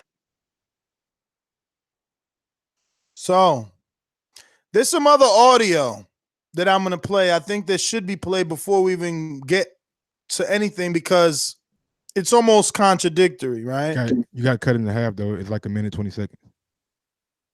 Okay. So yeah, we'll go ahead and play that as well. Issues on the financial side of a fighter. So let's say, for instance, that 50 million we spoke about. Listen, it's a hell of a lot of money, and it was an honor to even have that number thrown at me. But then when you dissected it and what it was just kind of like a rights fee. We own you for this amount of money. But the issue that I had is I've got long-standing contracts in places with certain partnerships. So you may put that money forward and think you can own me 100%, but you may only own 50%. So that makes their 50 worth 25. So when you start getting into the intricacies of a contract and what the real value is, then that starts taking place. So that's what I'm saying. The 50 was unbelievable. It's a great number and so on. But there are things in place that don't make that 50 worth the 50 to the person paying it. So there's that. Then yo, I don't even get what he's saying. This is why I got so frustrated. I think this is probably why I fell asleep. Cause I'm tired of all these lies. Like none of that shit sounds right. So first of all, now I wonder what guys like Rafi's gonna say because he's admitting that there's 50. Coogan goes in after that and says, wait, so you believe the 50? And he's like, look, I never seen the 50. I ain't seen no bank statements, but I believe that they could raise the money if they wanted to get the 50. You know what I'm saying? So that's the first contradiction is their team allegedly saying the money wasn't real. Now he's saying, yo, the money's real. Shout out to Coogan again for taking my advice because he dug in deeper and he says, wait, but Eddie says it ain't real. You feel me? But I have no clue what that spin he tried to put on the 50 even means. Ron, you're more educated than I, and I think you deal in the finances. Why is he saying that the 50 really isn't 50 because of AJ's obligations with someone else who he's alleging half of the 50 goes automatically to them because of his deal with them. Therefore, the 50's great, but it ain't great because it's only 25. What the fuck is he talking about, bro? So the first thing it sounds like he's admitting that it's either real or it could possibly be real.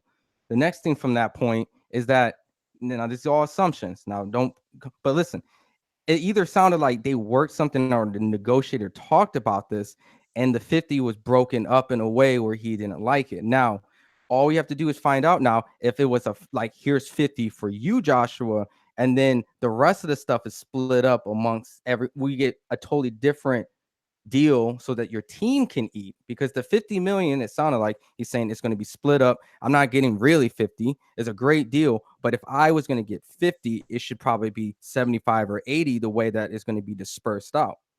I had a different interpretation of it. I thought what he was saying is like he's already, let's say AJ is already under contract, right? For like a particular venue or particular fighter and something like that. So if he was to take the $50 million, he would totally be under control of Showtime or whoever's running that ship, which could possibly violate something in his previous and standing contract, which maybe like something. Hold on. Can I? No. You have to wait because it's gonna ruin your whole theory. Don't forget that during the alleged negotiations of this 50 and the 12 and the 15, AJ was not with DAZN. That was the little trick in the hat he pulled later. I wasn't even bringing up DAZN. No, I know, but what I'm saying is, what contract? Where are you obligated? Only in the Wembley. USA. He probably obligated to Wembley. No. Again, probably doesn't work with us. What we he is obligated to Wembley September, April. Probably doesn't work with us. What we know is that they came out and put the venues on hold now. That wasn't the case back then. Remember, they switched the date for Povetkin, but they didn't want to switch it for Wilder. So what are you talking about, Mike? And remember, the only issue he could have is U.S. television rights if he was still with another HBO or His UK rights that's part of the deal. He can have venue rights too, though, bro.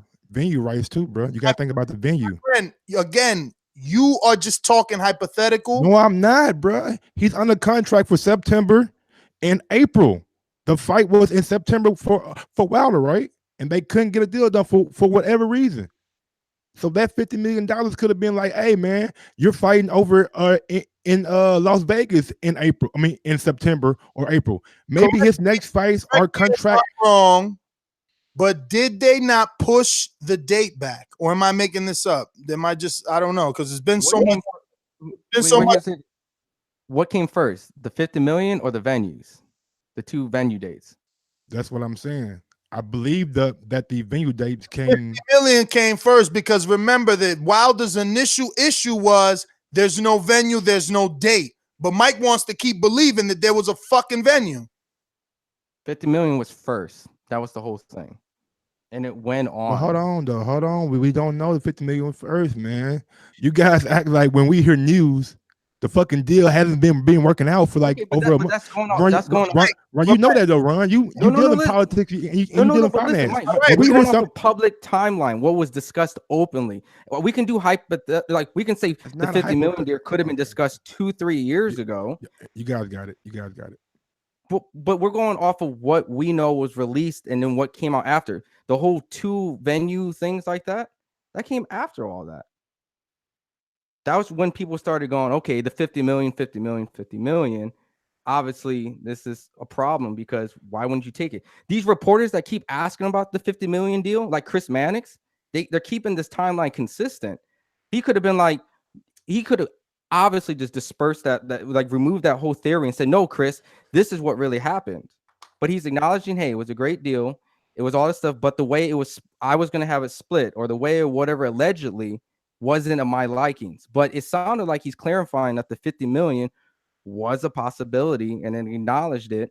Oh yeah, definitely possibility. Yeah, that definitely real too.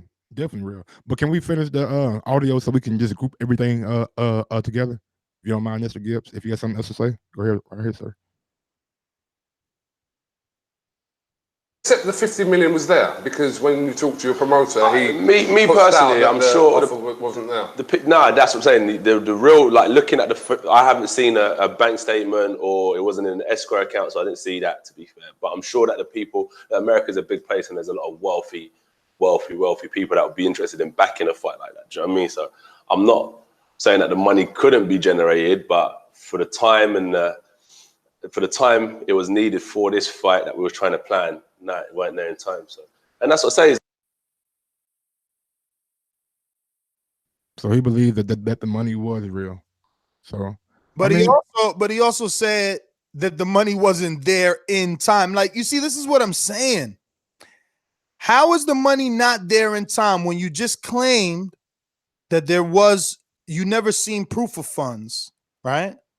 We all know Finkel put out articles saying that, and Espinoza with me saying they asked for the lawyer to prove the proof of funds. How can you say the money's not there when there was never any way to prove that the money was there for the time? Because he says the money wasn't there in time. In time, yeah. So are there negotiations that we don't know about? Was there a deadline that they had to meet? I thought there always was a deadline. Remember, Eddie Herring had like a superficial a deadline, but no, he had a deadline from the alleged WBA. Fight exactly. And there was a deadline for Wilder to take the fight as well. Mm-hmm. And I think they're saying the $50 million came in through clear after that deadline. Maybe that's what he's alluding to. I mean, here's the thing. They both had deadlines. I remember they both had these strong arming situations where, hey, I'm giving you what you asked for. Now meet this time and date and my demands. Because I met your demands, you got to reach my demands. And I remember they were trying to strong arm each other. But the whole problem was, hey, these were your demands. I met your demands. What's the problem? And that's the situation that we had to sit and go. Tired of it. It's so corny to me, man. Like, and you know what's worse? That our listeners don't see the truth. I mean, How much does Kellerman get paid? Over $250,000 easy, right? Oh, she probably make way more than that. There you go. Yeah, he probably get the M's, nigga. He touching M's now. M's, right? And Mannix now in his position.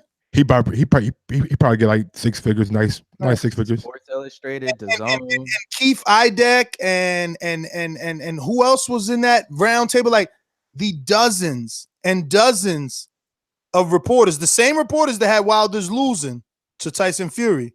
Mm-hmm. They all feel the same thing. They're all telling AJ the same thing, that public perception has us believing he doesn't want the fight. Yet he still insists on saying, well, if he wants to fight me in the UK on the 13th, we're ready, and take the money that I'm going to give you because it's going to be more than you've ever made. He's still not willing to negotiate fairly.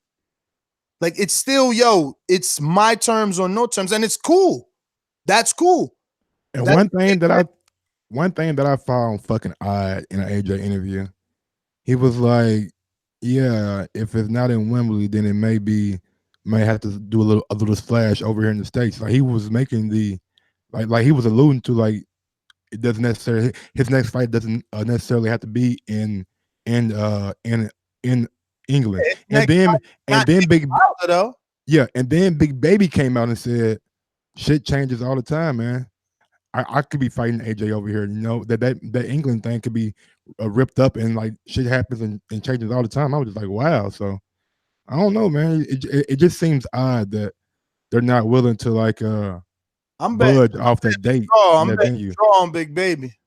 Oh yeah, for sure. Big Baby got too much output, man. Too much output. King draw. She's smart though. The zone just starting off too. Shit.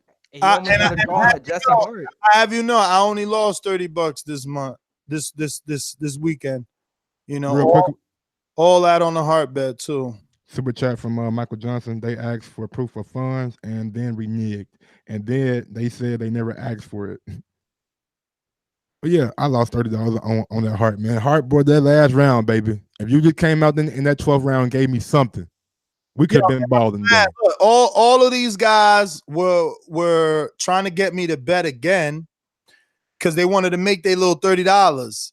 Mike wanted to put a bet that he was going to lose. Yeah, I was going to bet that he was going to lose, and Javier wanted to place like 4 bets that he was going to lose. Goddamn Javier, boy. I was too busy and saved them all their fucking money. Mike, I'll send you your shit back. No. Keep it for White Chizora. I don't know what I'm gonna do for that, but I'm gonna use that $10 for something. Julio Ocha, why don't you send me one of those invites on FanDuel? No, man, we gotta quit all this, bro. I was telling you, man. This betting shit is getting too far for these people out here, man. We do one more betting show on YouTube, then take over to Patreon only. It's sign up. It's like $3 a month. If you guys really want to support us, I'm just saying, Julio Ocha talking about bet him. I mean, I'm not just gonna bet you like that because people don't tell the truth. So like, gotta put it in FanDuel. Yeah, send me the bet through FanDuel and we lock it in, bro. Or send your quote unquote 300. He talking about he want to bet 300 on Ustatsigi against Caleb Plant. Against Caleb Plant, acting as if I said Plant gonna win. You know what I'm saying? Just putting that pressure all on me, like I'm the one. You did say he's gonna win though. But I'm not on here talking like, yo, he gonna knock him out. I'm taking all bet. I ain't say nothing. Like, that's my man and I'm rooting for him. End of story. Like, just trying to push it on me like I'm that big Plant fan around here. Get the fuck out of here. People Shout out Caleb Plant, man. And Jim Working, bro, had a nice video that he did on his IG timeline. Y'all should go check it out. Yeah, man. So I say we move on, get to some news and notes because I'm really tired of that shit, man. Yeah, it's getting old. I guarantee he ain't fighting Wilder Fury next, man. That shit is guaranteed. I'm gonna go to some shit that fucking shocked me, bro. I was not expecting this shit at all. Willie Monroe, adverse. We don't know what it is yet, so that's. I know. That's what I'm saying. I said adverse. I didn't say he failed anything. I said adverse. I know, but that's what I'm saying. Adverse. What the fuck does that mean? Adverse finding. What does that? Ask Ron. He know better than anybody. But it's too vague of a word. It can mean anything. They don't know. They ain't giving no information out yet. I'm pretty sure Ron have seen adverse in like UFC fights, right? Well, adverse just means like it's harmful, unfavorable, preventing any type of success So it's acting not against. So it's not conclusive. favorable. No, it's not. It's going against Willie Monroe's piss test. Like he doesn't want to have this. Oh This is yeah. not favorable. I know it means that, like the fucking literal term, but I thought it was like a medical term that adverse meant. It pretty much he peed in the cup and they found some shit that shouldn't have been in there, and now they're gonna probably replace him. Or it could have been like too cold or too hot or something. All Right? I'm It could saying- be anything, right? Listen, I don't fucking know. All I'm gonna say is this. Substance in there, man. For Monroe, this is an unfortunate situation, but what the fuck, man? What? Somebody said he had to clap. I guess ain't funny to me. What the fuck? No, it's like an old person term for like an STD, man. Like old person term. No, that's what I'm saying. That's why it wasn't that funny to me. But so for me, it's like, you know, for Willie Monroe, this is a bit unfortunate, but you know, I have been a victim of being guilty by association. So unfortunately, he is going to be a victim of that. Victor Conti is always vocal whenever someone tests positive. Comes right out and he's Mr. Know-It-All. And he's definitely the one pointing a finger always. Oh no, Canelo tainted me? Yeah, right. No way. Yeah. So he lets you know, insinuating left and right that Canelo was dirty. You know, nasal spray, bullshit. Yeah, Billy Joe, he lets you know, insinuating Billy Joe's dirty. Everyone that pops, he's got something to say. I'm waiting for the snack video because don't act like he don't put out his own videos either discussing this stuff quickly, you know? So I'm waiting to see what's he going to say about Monroe, because Monroe is with Snap. I was going to say that too. Monroe is with Snap. So anything that they found adverse in the piss came from whatever the fuck Mr. Victor Conti gave him in his diet plan, meal plan, protein, endorsement, supplements, whatever. You know? So where he at? He always putting out videos when someone else pop. Where his video at? Damn right. That's a good point. And I've first time I heard this guy's name on this show. Y'all know my stance on. I'm not. Well, go look at. Just type in Ken Bluterall and Canelo and watch his video. Like I ain't gotta watch his videos, bro. Go back into the fucking 2000s in baseball. Watch that shit. But not even that. He recently did Mikey Garcia and Spence, which has nothing to do with him. Proven. It's all speculation. So I mean, you want to elaborate? Like I don't even know what you're talking about. He's like recently Mikey and Spence. Yeah, I don't know what you. He was posting stuff on Twitter, alleging and including the pretty much saying like Spence could be cheating, Charlo could be cheating, posting up YouTube videos of people breaking down how they could be cheating, which doesn't show. Hold on, whoa. I thought like he was just saying that Mikey Garcia and Errol Spence are not enrolled in the Vada testing for the fight. I didn't know that he was saying that they cheating. I didn't. He's alluding. There's a whole thing where it's just like, why aren't they? Like when you make a big deal. Oh, okay. On the list. Why? What? Vada and shit like that, you mean? Yeah, like alluding, like what's wrong with this specific fighter, that specific fight? These two fighters never signed up. What is going on? Specifically this, Charlo, this, like specific names which allude to the fact that he says that there is a problem, and the problem is what? One thing only. Drug testing, failing a drug test, not cooperating. So I'm saying there's no proof because it's not, but to go on Twitter is essentially propaganda. Publicly too on Twitter. Yeah, you're right about that. Knowing that you're an advocate and accused. True. Don't forget, Monday through Friday, 9 a.m. Eastern, 8 a.m. Central, 6 a.m. West Coast, 2 p.m. UK. Me and Mike do our morning show, and you know we leave a seat open for any open hosts to join us. I'm working on a special guest tomorrow too, man. So y'all keep on the lookout. Yes, this week, tune in Monday through Friday for the morning show, because this week we'll definitely have Caleb Plant and Devin Haney and whoever Mike books. Oh, Pressure on Mike. Yeah. There's always pressure on you, B. But listen, man, let me see what else we got here. We did the AJ Speaks. We did Monroe. We did Andrade. Benavidez coming back, talking of popping dirty. Benavidez coming back on the Spence Garcia card, and we'll look to face the winner of Yirdim and Dirrell after. Shout out to my guy David Benavidez, and don't try to lump him in with the other shit. He ain't pop dirty for steroids. He pop dirty for having fun. So shout out to him. Hopefully he's back on the right side of things, and go get your damn title back, homie. Go get your damn title back, maybe. You, in my opinion, you are the best 168 pounder in the world. Period. Ron. Well, in addition to that, you want to talk about that Joseph Parker situation? Oh yeah, Joseph Parker, baby. Woo, that motherfucker. He came back with some mean shit. Maybe that second body shot was low. I can't really. It was yeah, that shit was low. But the first one I didn't think was low, but the referee didn't call it. Parker got him on the ropes, knocked him down the first time. Guy got back up. Parker was backing him up, caught him with a right hand going back and knocked his ass out flat. The picture is posted on IG on the Boxing Voice IG, so go check it out now. As well, we also had some upsets over in the UK. There was a Bradley Skeet getting knocked out in the second round against Diego Ramirez. Who was Bradley Skeet again?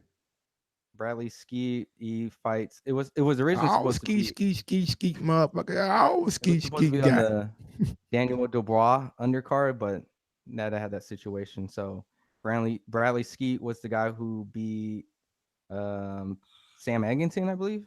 Okay. But he had this big loss upset against Diego Ramirez. I guess it was a big plus or a big minus. And in addition to that, we also had the Gilberto Ramirez, Jesse Hart, which we all seen, and they did a whole show. Also, congratulations to Joshua Greer, Arnold Barboza Jr., Mikaela Mayer. And I think I know who Jamel Herring is going to be fighting. Yo, wasn't that Barboza fight a little boring and long? It was. It went the distance. The Joshua Greer fight? No, Barboza. Oh, okay. And I think Jamel Herring is going to fight the WBO champion in that weight class, actually. He called him out, didn't he? Yeah, that's where it seems like that's where he's going for the WBO, ESPN favorite belt. Yes, sir. And real quick, speaking of new shows, shout out to that PBC show on Fox that they debuted Saturday, and it was a pretty nice little show.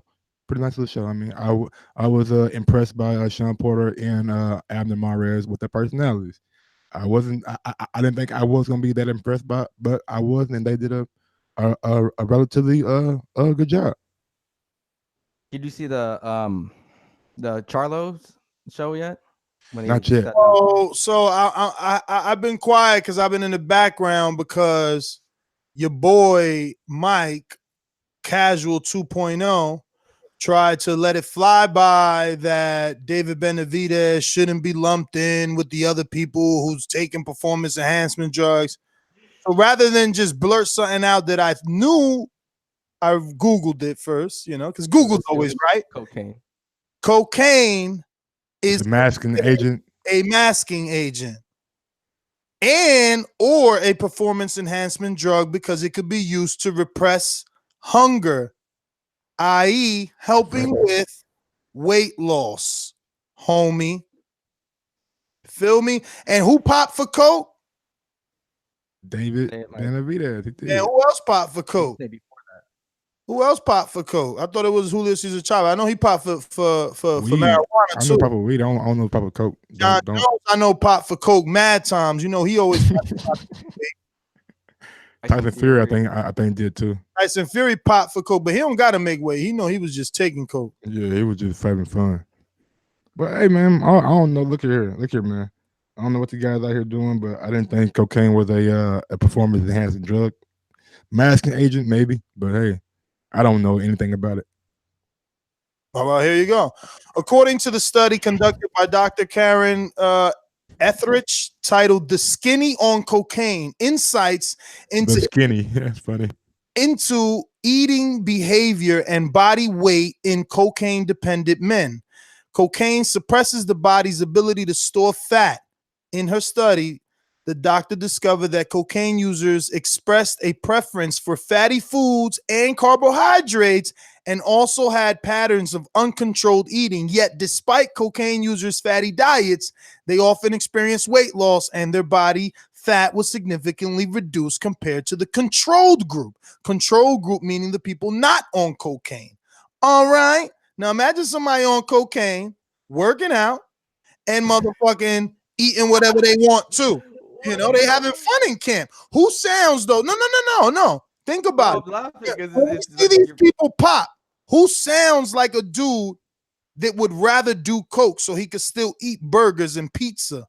You know what I'm saying? Because that's what that is. Fatty foods, carbohydrates, breads, pastas, you know, burgers, fucking bacon, avocado, but that's good fat. Okay. Hey, I knew he was gonna get you when you said fun because Ness was quiet. I was like, just yeah. He sure got quiet on me, man. That fucking guy. Yo, it's because he tried to act like Benavidez is. Yo, listen, man, he's still the best at 168. Ain't nobody. You don't know nothing until we know everything. Fuck that, man. Be cheating, man. Real quick, Brett Yormark. Yes. Okay. I seen that. Yes. Yeah, take it away then. No, go ahead. Go ahead. I kind of skimmed this, so I don't know, but it sounds like Haymon listened to our show. He needs a spokesperson. Finally realized. What did Mike say? That Mike, no, Mike, you guys, you're fucking dumb. No, PBC don't need a fucking person out there in front speaking for him. You're fucking an idiot. Man, people start listening to Mike, boy, your fucking business might get a little bit better. Mike, they ain't giving you no checks. They gave me no check, baby. I said it first. But it's on record. I said you it want first. bragging rights, man. I don't need no fucking check. My check come later. I'll do it for the whole love of it. I want to see what's it gonna do because we gotta admit that the success of Brett Yormark is equally because of PBC's union. So it's like PBC needed a home, Brett Yormark needed entertainment. That wasn't difficult. His new role is to raise the brand awareness and raise the profile of PBC and its fighters, and we're assuming play a face kind of the way he does for the Barclays Center. And another, you know, I got the press release. Let me look it up to give you the official. Why you do that? Yeah. Many people don't know he's the chief executive officer at BSE Global. That's pretty much tied to all the big venues out in New York. That's every. Let's gonna keep it 100, man. The Brooklyn Nets, the Barclays Center, the New York Islands. All the he's Mikhail Koborov's right hand man. Mikhail Koborov is the guy who pretty much built the Barclays Center and owns the Brooklyn Nets. He's his right hand man, and he handles a lot of, if not all, of the sporting events that happen at the Barclays Center.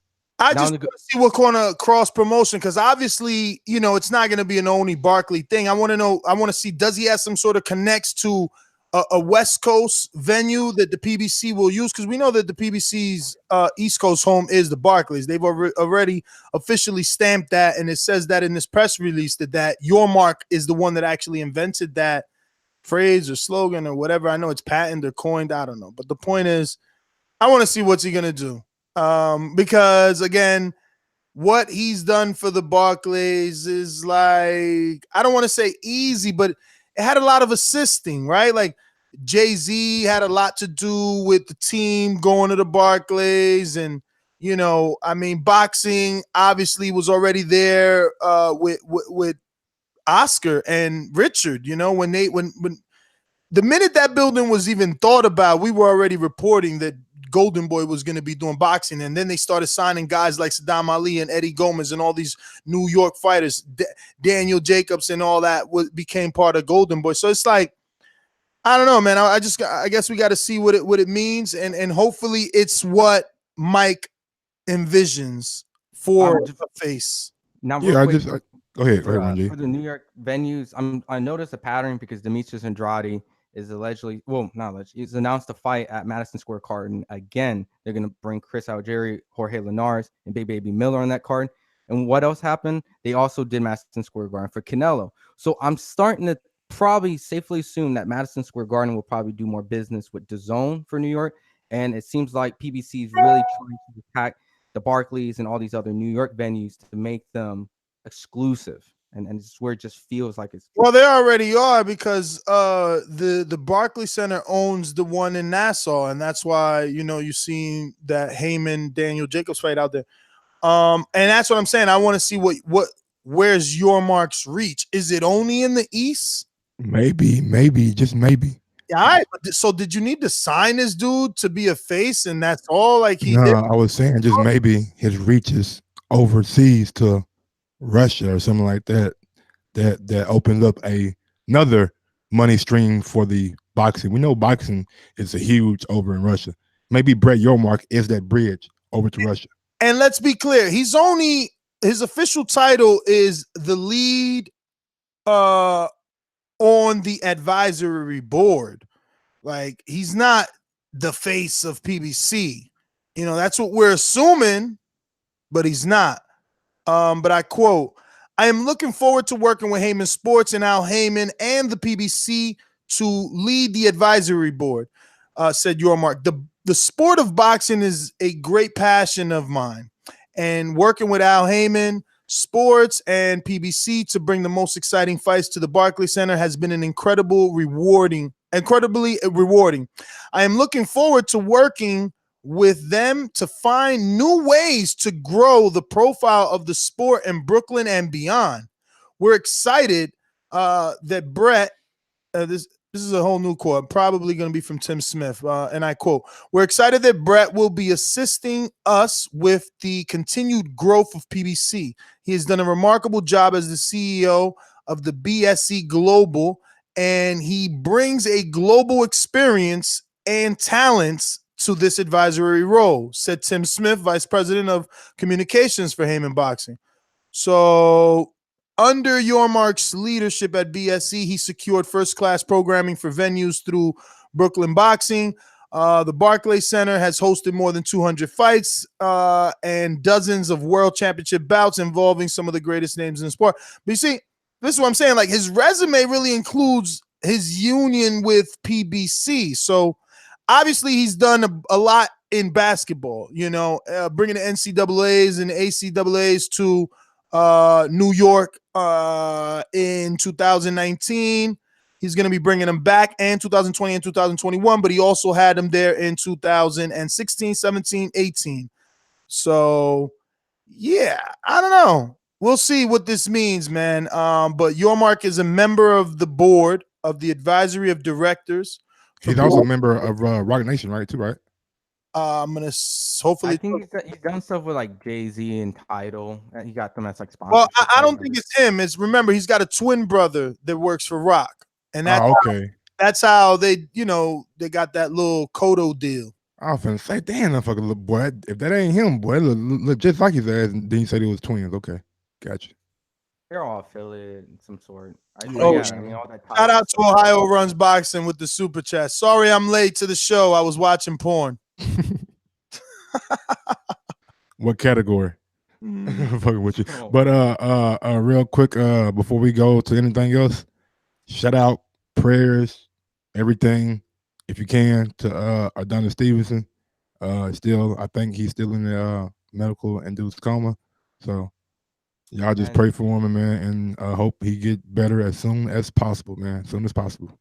Now, I want to go more in depth into the whole Gervonta Tank Davis and Abner Mares. It was announced a couple of days ago on the Los Angeles Times that Abner Mares would pursue a world title in his fourth category. It would be on February 9th. And at this point, it was going to be at the old Clippers Arena, the Pechanga Arena in San Diego. My bad. So at that point, I do remember Muhammad Ali and Ken Norton fought there. And Ken Norton lost. Oh, no, not lost. He won. He beat Muhammad Ali there. So it has some historical value in boxing. And that's where they're going to go. San Diego for the Tank and Mares fight. When the last time we had like a big fight in San Diego? Not like a big, but like I a don't even notable. remember, bro. As long as I've been covering boxing, I can't remember a fight in San Diego unless it was that whack that I just really don't remember. I don't remember recently. I just know Muhammad Ali lost to Ken Norton, San Diego. So, I want to see what venue and like how it looks and shit. Maybe it's like worth being part of history. Yeah, San Diego was like a nice area. I'm pretty sure they got a nice venue too. Yo, oh, good. I don't understand this guy, Julio. Like, why are you so angry? And if you're that angry, why are you here? Like, He what's said the wrong? Yormark. No, it's not even. I'm checking on the community page. What did he say? He just left a vulgar comment on the community page, and it's like, whoa. But you're here listening. It's like Jay Hardcore from DC said, man, bunch of shoplifters. Y'all shoplifting the show, B. All the shit you talk, but you here listening. So let's open up these phone lines. You know the number to call in, 1-425-569-5241. Press 1 time to voice your opinion right here on the Voice of the People hotline. Don't forget to add Nestor Gibbs on Skype to be part of the conversation. So, word from our sponsors. These calls are brought to you by El Camino Electrical Services, experts in electric vehicle charging stations. For consultations and turnkey installation, visit us at elcaminoelectricalservices.com. Remember to rate us 5 stars on iTunes. Speaking of, hey, real quick before we get to any callers, if you're say, doing any kind of holiday shopping, go ahead and go over to theboxingvoice.com and click on the affiliate sponsors link, and go ahead and click on the Amazon link, bookmark, save that link, and do all your holiday shopping through that link. Costs you absolutely nothing, but we do get a little kickback if you use that link. Thank you so much. All right, we got a couple of reviews we need to read, and shout out to the faithful listeners, not the shoplifters, the one that truly love the show regardless of I don't know, whatever said. Like, you just love boxing, right? So shout out to you. And the title is Narrativeness. Great show. White emoji thumbs up. And this one comes from, I have no clue. We're gonna get Jeffrey on it.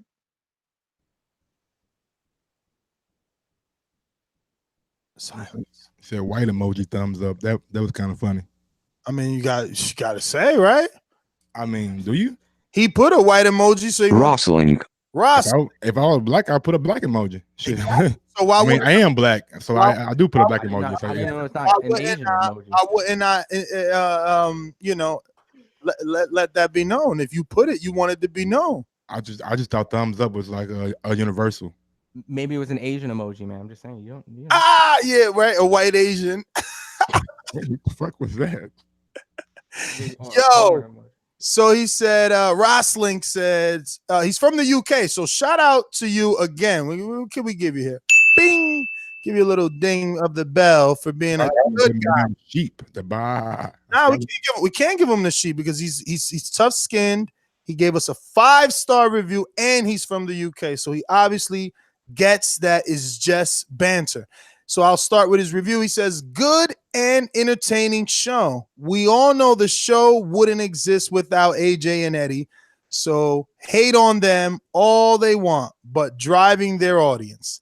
Some great content and guests. Love it for the walks with the dog.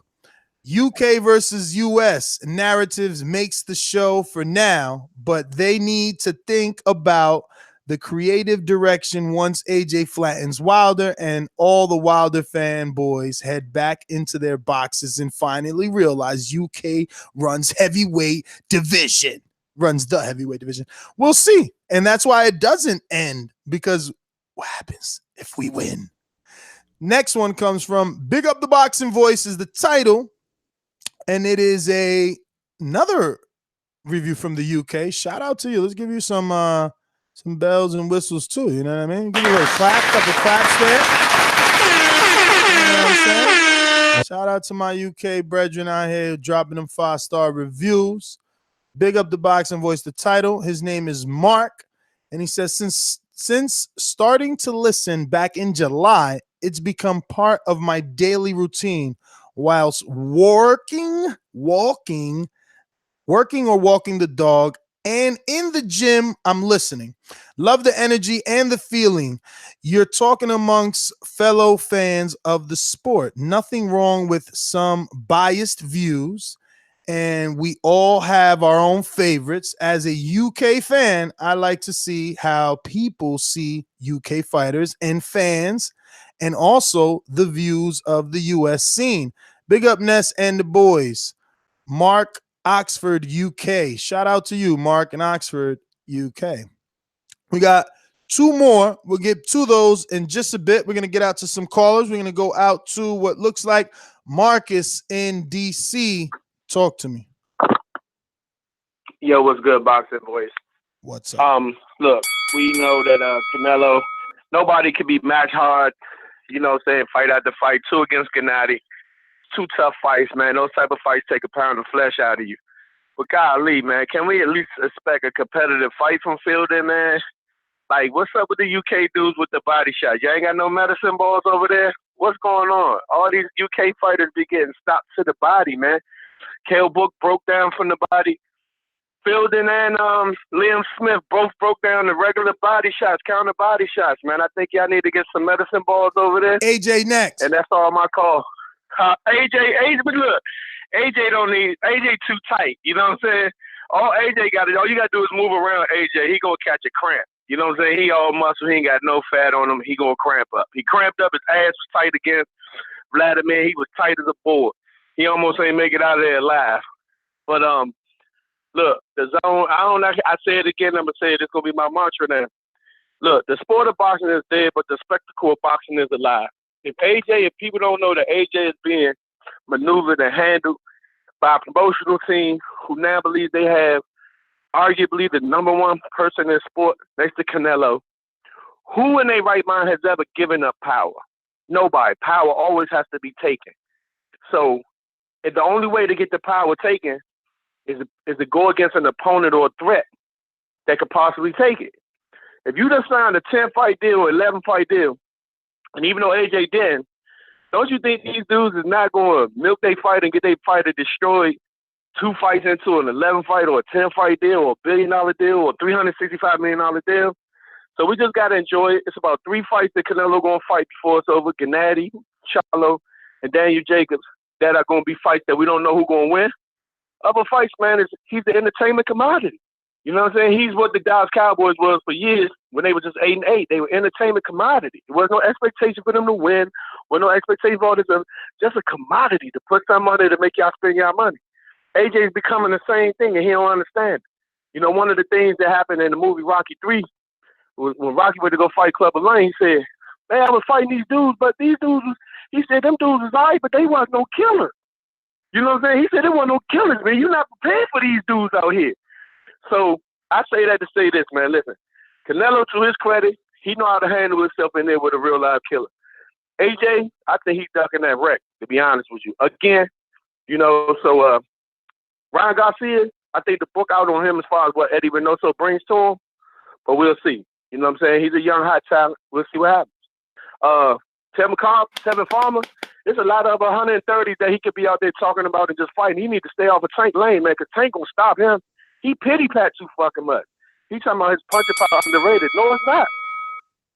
Marcus, DC, thanks for calling in. We're going to go out to our boomeranger in DC as well. So, you know, let's get out to J Hardcore Boxing News. Dollar D Beyonce Productions. J Hardcore Boxing. You don't know shit about boxing. Boxingwiz.com. Okay.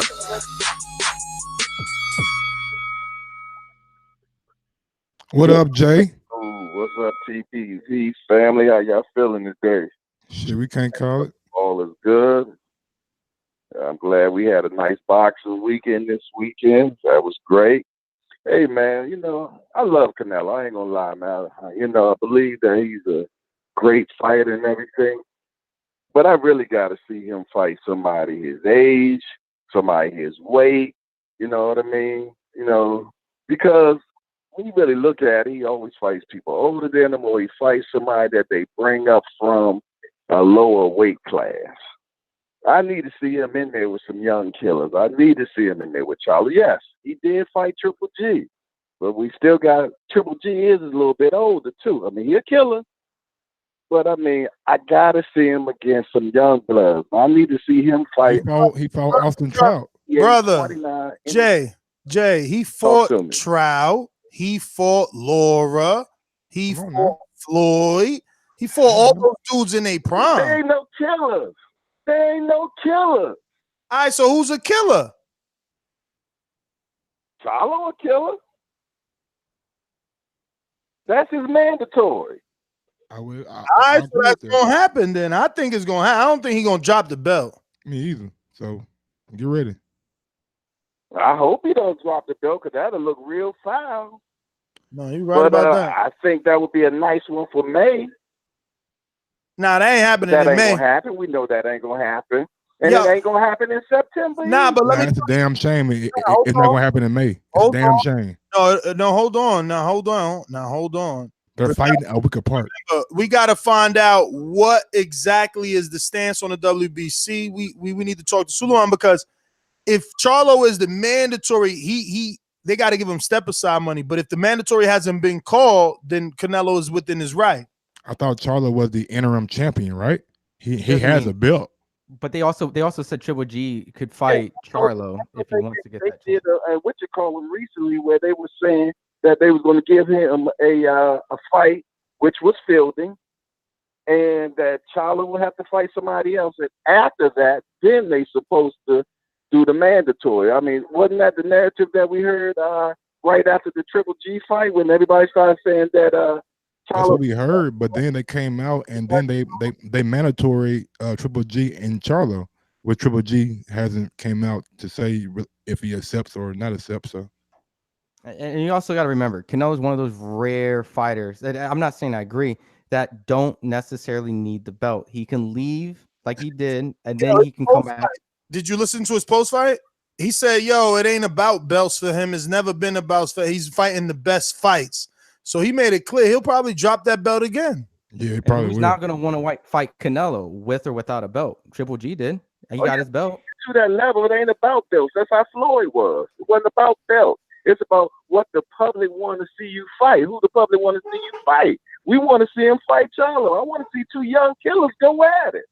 Give me Sugar Ray Leonard and Herring. Give me that. I hear you, brother. I'm right there with you. I just don't think that Golden Boy is gonna put that prize possession in harm's way like that, especially not getting no damn Charlo. Not right now. Where not the fight doesn't generate the money that it should. Charlo.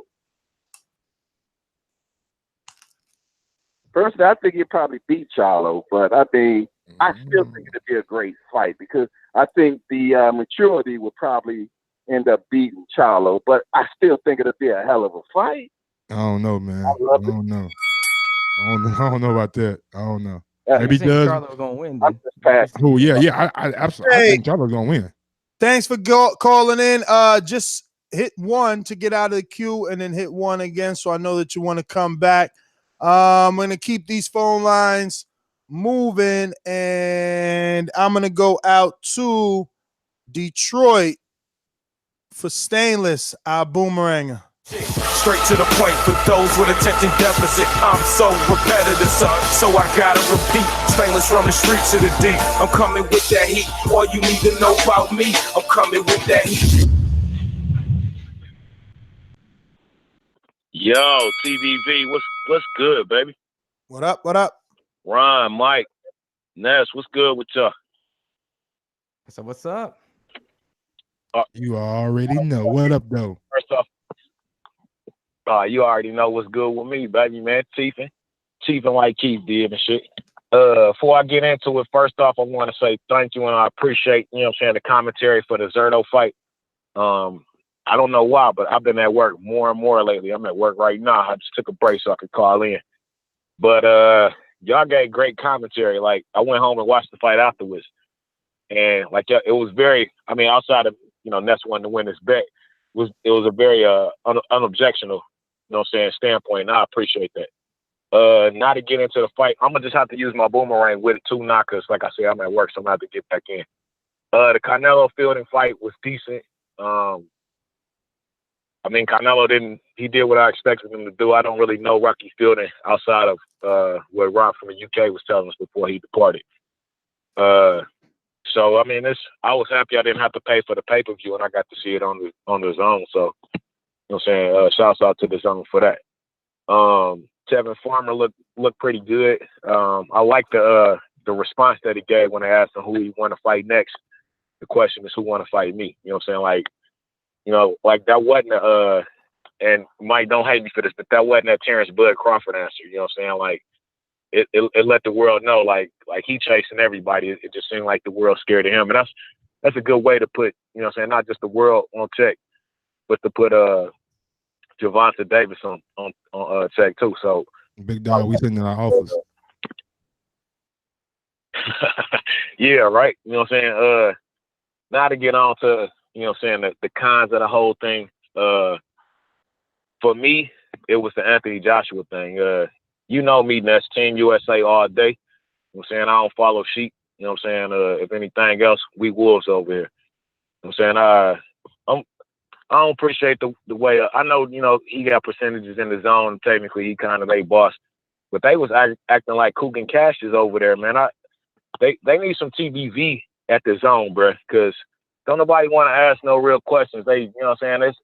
They like doing fluff reports, so fluff pieces and shit. You know what I'm saying? Like, quit acting all scared of that nigga and asking them real questions like, you know what I'm saying, why you keep on bullshit and trying to act like you want the fight all of a sudden when everybody know, you know what I'm saying? You ain't want that fight last year. You didn't want it the year before last. And Ness, no, you don't want him in 2019 either. You know what I'm saying? He just trying to save face and look good in front of his UK fans. So, you know what I'm saying? You can stop with that bullshit because don't nobody believes it. You know what I'm saying? I'm not even going to push one. Like I said, I'm going to just continue on through my boomerang because I got to get back into work. You know what I'm saying?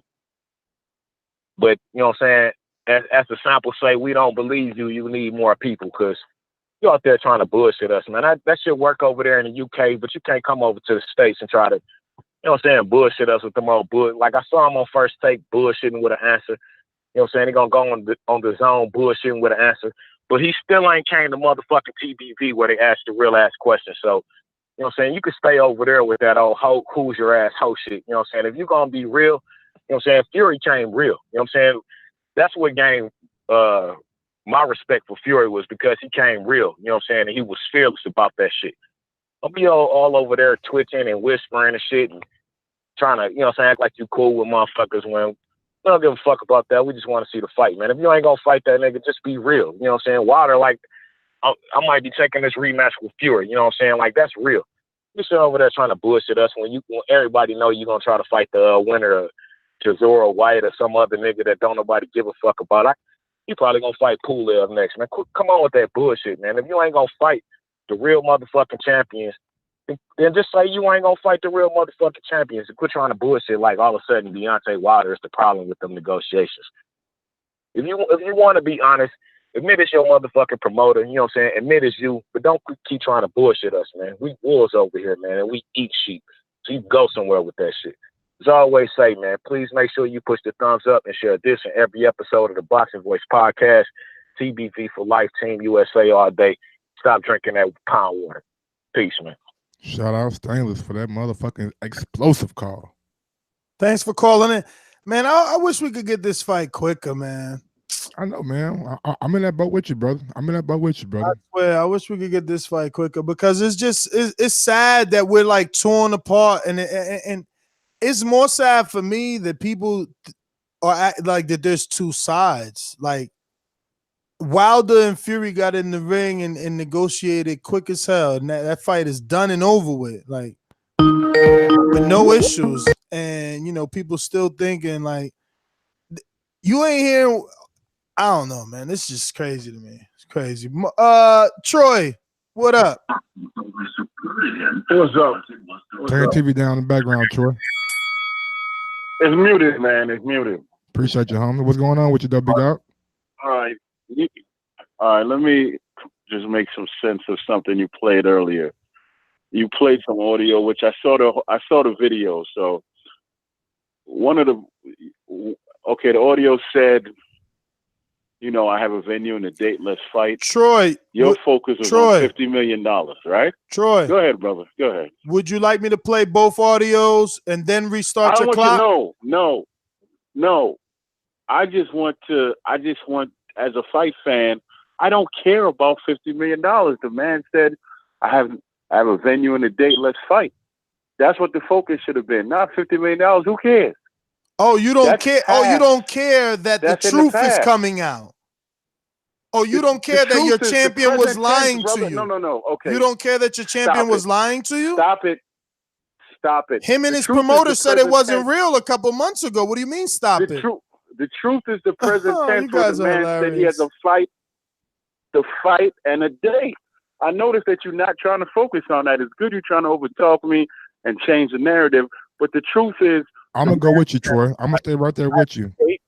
And we're gonna give you plenty of time. Why would I negotiate with you when you already have a fight and a date, when there's possibly another venue that can give us more money, therefore give me a bigger split? Back on money again. Okay. It's prize fighting, my nigga. It's prize fighting. No, Mike. That's the wrong answer. Listen. Saying that it's prize fighting. No. Mike, AJ made it about that's money. Your opinion. That's your opinion. But out of Wilder's own mouth, it should be one heavyweight champion. If he fights, Joshua beats him, he will get his wish and his dream to be undisputed heavyweight champion. There's no other heavyweight walking that can give him that. Yeah, that sounds like a my dick bigger than yours contract. Joshua said the same thing. He wants to be undisputed too. So you can say the same thing for Joshua. It goes both ways. I don't want that. We'll just deal with a civilized man in Tyson Fury. Why won't we deal with two civilized men? Make you undisputed. Listen to me. Tyson Fury cannot make you undisputed. The main goal that this man is saying. That's the main goal, Troy. That's the main goal, Troy. Troy, that's the main goal. And now short-term goal, because short-term goal is an immediate rematch in the lineal championship. No. You take the fight now.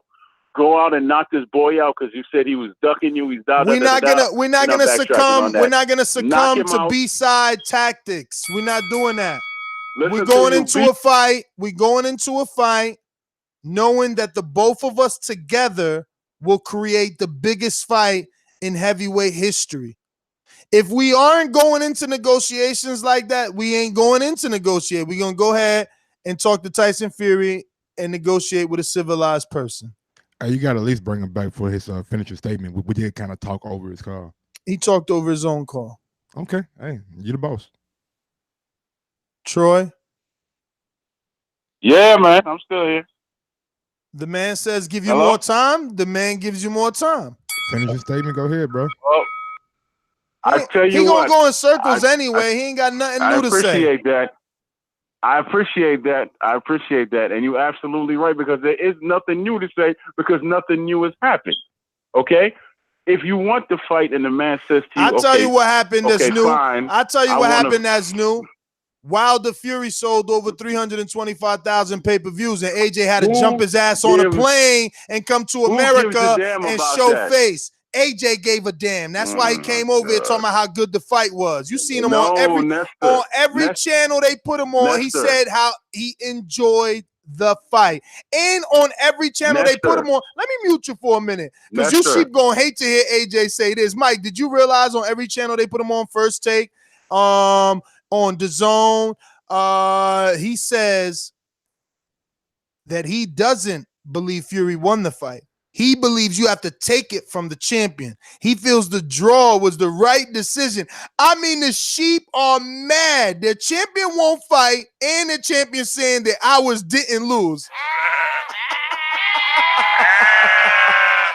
Yo, thank you, AJ, for fucking making your own fans so upset. He's telling them, yo, on First Take, he's like, nah, man, you got to take it. You got to take the belt from the champion. Fury ain't do that. You know what I'm saying? And then he says it again on DAZN. Hilarious, yo. Troy, you know you was mad he said that shit. Keep it G. I wasn't mad at anything the brother said because he was honest. But let me just make this point to you, and then you know. Is it the same point again? Watching. We haven't changed the narrative, brother. I'm just gonna make a simple point, right? I'm gonna make a simple point.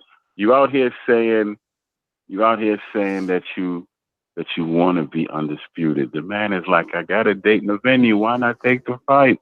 I don't give a damn about numbers or anything like that. I'm just a simple fight fan. But I will give you this, and this is for you, Nesta. Not if I had no fight. I think you inspired me to start my own channel, man, because I got so much to say. Why don't I just start my own thing, man? Because I'm never gonna shut the hell up. I'm never gonna shut up. I mean, because I have so much to say and all that. And I pretty much know more than all your friggin' callers. Oh, so shots fired. That's a challenge. That's a challenge to all them people who keep calling my name, man. But I don't honestly, understand. I don't understand how you think. Yes, sir. I don't understand how you think you know more than all the callers when you keep calling without any facts. Nestor, what you just said is just me firing shots. I'm playing you now. I'm playing you. That's all. But you know what? But you can't though, because with this new audio, new audio, you guys look bad. First, the man admits the money's real, and then he tells you on one interview how Usyk is absolutely a front runner. Was Chisora too? Chisora is a possibility if he wins. AJ says is hilarious. We got a new caller. 608-733. 608-733. Who's this? Yo, mute your background, homie. You got to mute your background noise and tell us that name again. Yeah, this is Big C from Wisconsin. Big C, what up, big homie? Yeah, man, I just want to say, man, that Canelo fight, it was some bullshit, man. That Rocky Fielding, I don't know, in that DAZN, they fucking up, man. I need it. They got to put on some better fights. I just want to know what y'all thought about that. I mean, showcase fight, Canelo first fight on DAZN. Not going to really be a fight where they throw him in there with the Wolves. They want the world to see him, the world to show out their shiny new toy. So they matched him good, and Canelo did what he's supposed to do. When you got somebody in there that's deer meat, you go eat. I'm not really feeling. Hey, but I'm not really feeling the energy like he want to fight a real fight after this. Same thing like AJ, man. It's A-side tactics. That's all it is. A-side tactics, homie. Canelo's gonna fight who he wants to fight, and not nobody else. Period. Hey, Big C, let me ask you a question. Did you just get DAZN for the Canelo fight, or did you already have it? No, I had it before too. Okay. No fights. Andrade fight, that was some bullshit too. The AJ fight. Andrade when he fought that. Oh yeah, hell yeah. That new Andrade fight about to be some bullshit. The only decent fight they had was the AJ, and that one even wasn't that good, but it was decent. Damn.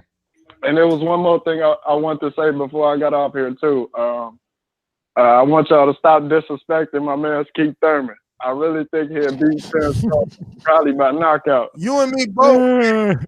Hey, Big C, we gonna laugh all the way to the Hall of Fame on these jokers. They ain't gonna know till they ain't gonna know till Keith Thurman name on the wall. When Keith fighting again? January 26th. Okay, I'll just check.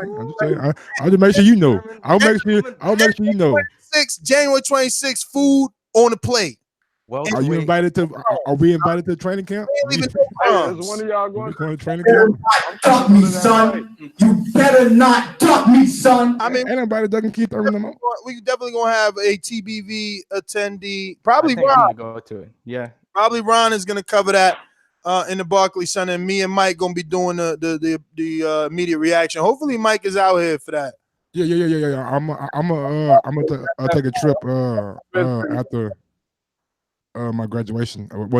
After my final day of class, which is January 19th. So after that, Big C, man, thank you for calling in, brother. We're gonna go ahead and get to some other callers. We going out to, let me double check, make sure we ain't got no boomerangies. Do we want to get back to the 5-star, the reviews before we get to the other callers, or do we want to do those at the end of the show? No, let's drop one. We'll give them one. Best boxing show, period, with capital letters on the period and an exclamation point. Drop, You know what I'm where saying? my fucking horns at? Where my horns at? Goddamn it. Where your horns at? I want some trumpets, man. I want some nice trumpets. You know, You feel me like a fucking king? studio, and it'd be like, yo, turn the trumpets on. I'm like, I don't even know what trumpets to play a hum right now, but yeah, somebody find me some dope trumpets. Where my man Roos at? Roos, where you at in the UK? Usually be sending me beats and shit. Yo, Dollar DiBiase said holla at him. Mike and Ron. I called him. He ain't answered the phone. All hosts hit up Dollar DiBiase. He said he got new intros for y'all. Get y'all shit all normalized. So we going back out to this review coming from the East Coast. No, from the USA. Definitely the USA. I have no clue what this says. What is it? Oh, the homie 69. Tekashi? I don't know. From jail? He said Shout out my nigga Tekashi, baby. We out here getting it, baby. Yo, I'm almost afraid to play a little Tekashi sound by. I know. Be Hey man, free him, man. Free Tekashi 69. I mean, we got to keep the show free, man. YouTube changed the game. But listen, I'm glad I found this podcast. It's real guys talking real boxing. They know their stuff and communicate with the audience in an interactive way. Short and sweet. Thank you so much. We're going to go to the next caller. Looks like real quick, go over to the boxingvoicestore.com and you can save 20% on anything you buy. Again, that's 20% on anything you buy. The coupon code is GIFT20. That's GIFT20. Give 20. There you go. 20. This way you could be rocking a TBV shirt in the stands. Cash Wheezy was at the fight, and you know he would have been able to see y'all. Well, actually, it was Daniel at the fight. But yeah, if you're wearing your shirt, you can actually be seen. Tibbs, I hope you looked into that Patreon perk. He was asking about the boomerang and in the ringer. I don't think there's any more boomerangs available. But speaking of one of those boomerangers, let's go to him. The king is what I mean. The king is what I mean. My man get a cup and put some. Cut that shit early, goddamn it. Cut that motherfucker when we said the first time, goddamn it. Yo. What up? CBV. What's good, fellas? Yo, I mean, ain't you Jamaican? I don't know, but I mean about to die right now. But what you smoking on, homie? Family in Jamaica? She got weed in Jamaica, my nigga. Yeah. Oh, all right. Gonna talk off it. Birthday cake. Shout out the birthday cake. Okay. Yeah.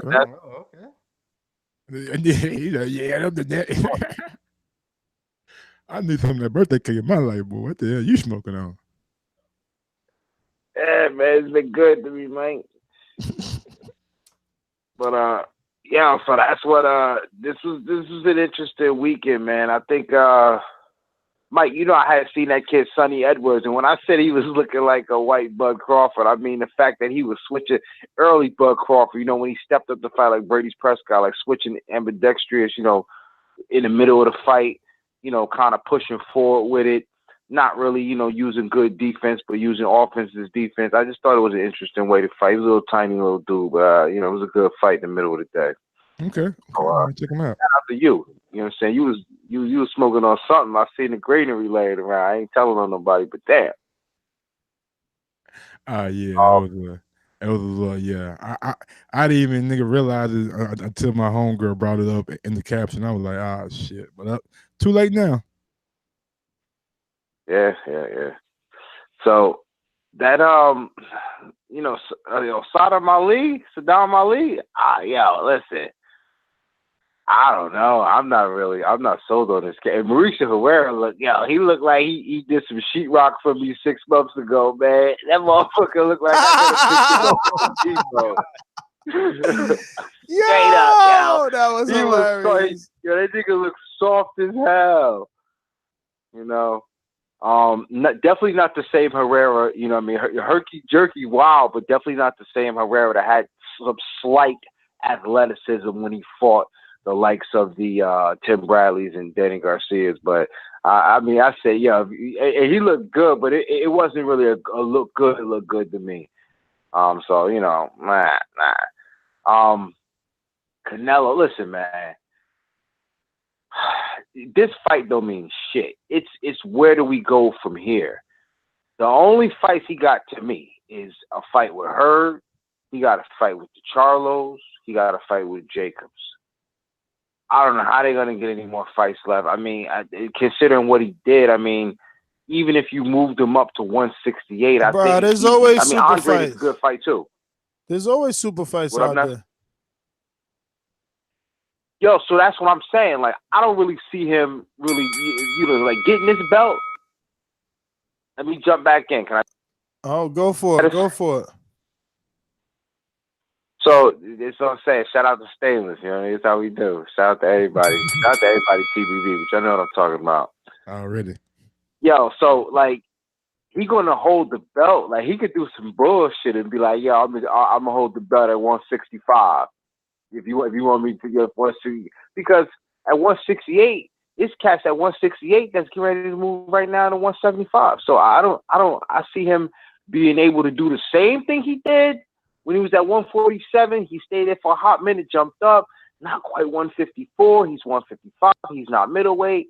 And I don't find anything wrong with that, only because I feel, and I could be wrong, I feel like he would take every fight coming his way. That's the difference between Canelo and a lot of these cats.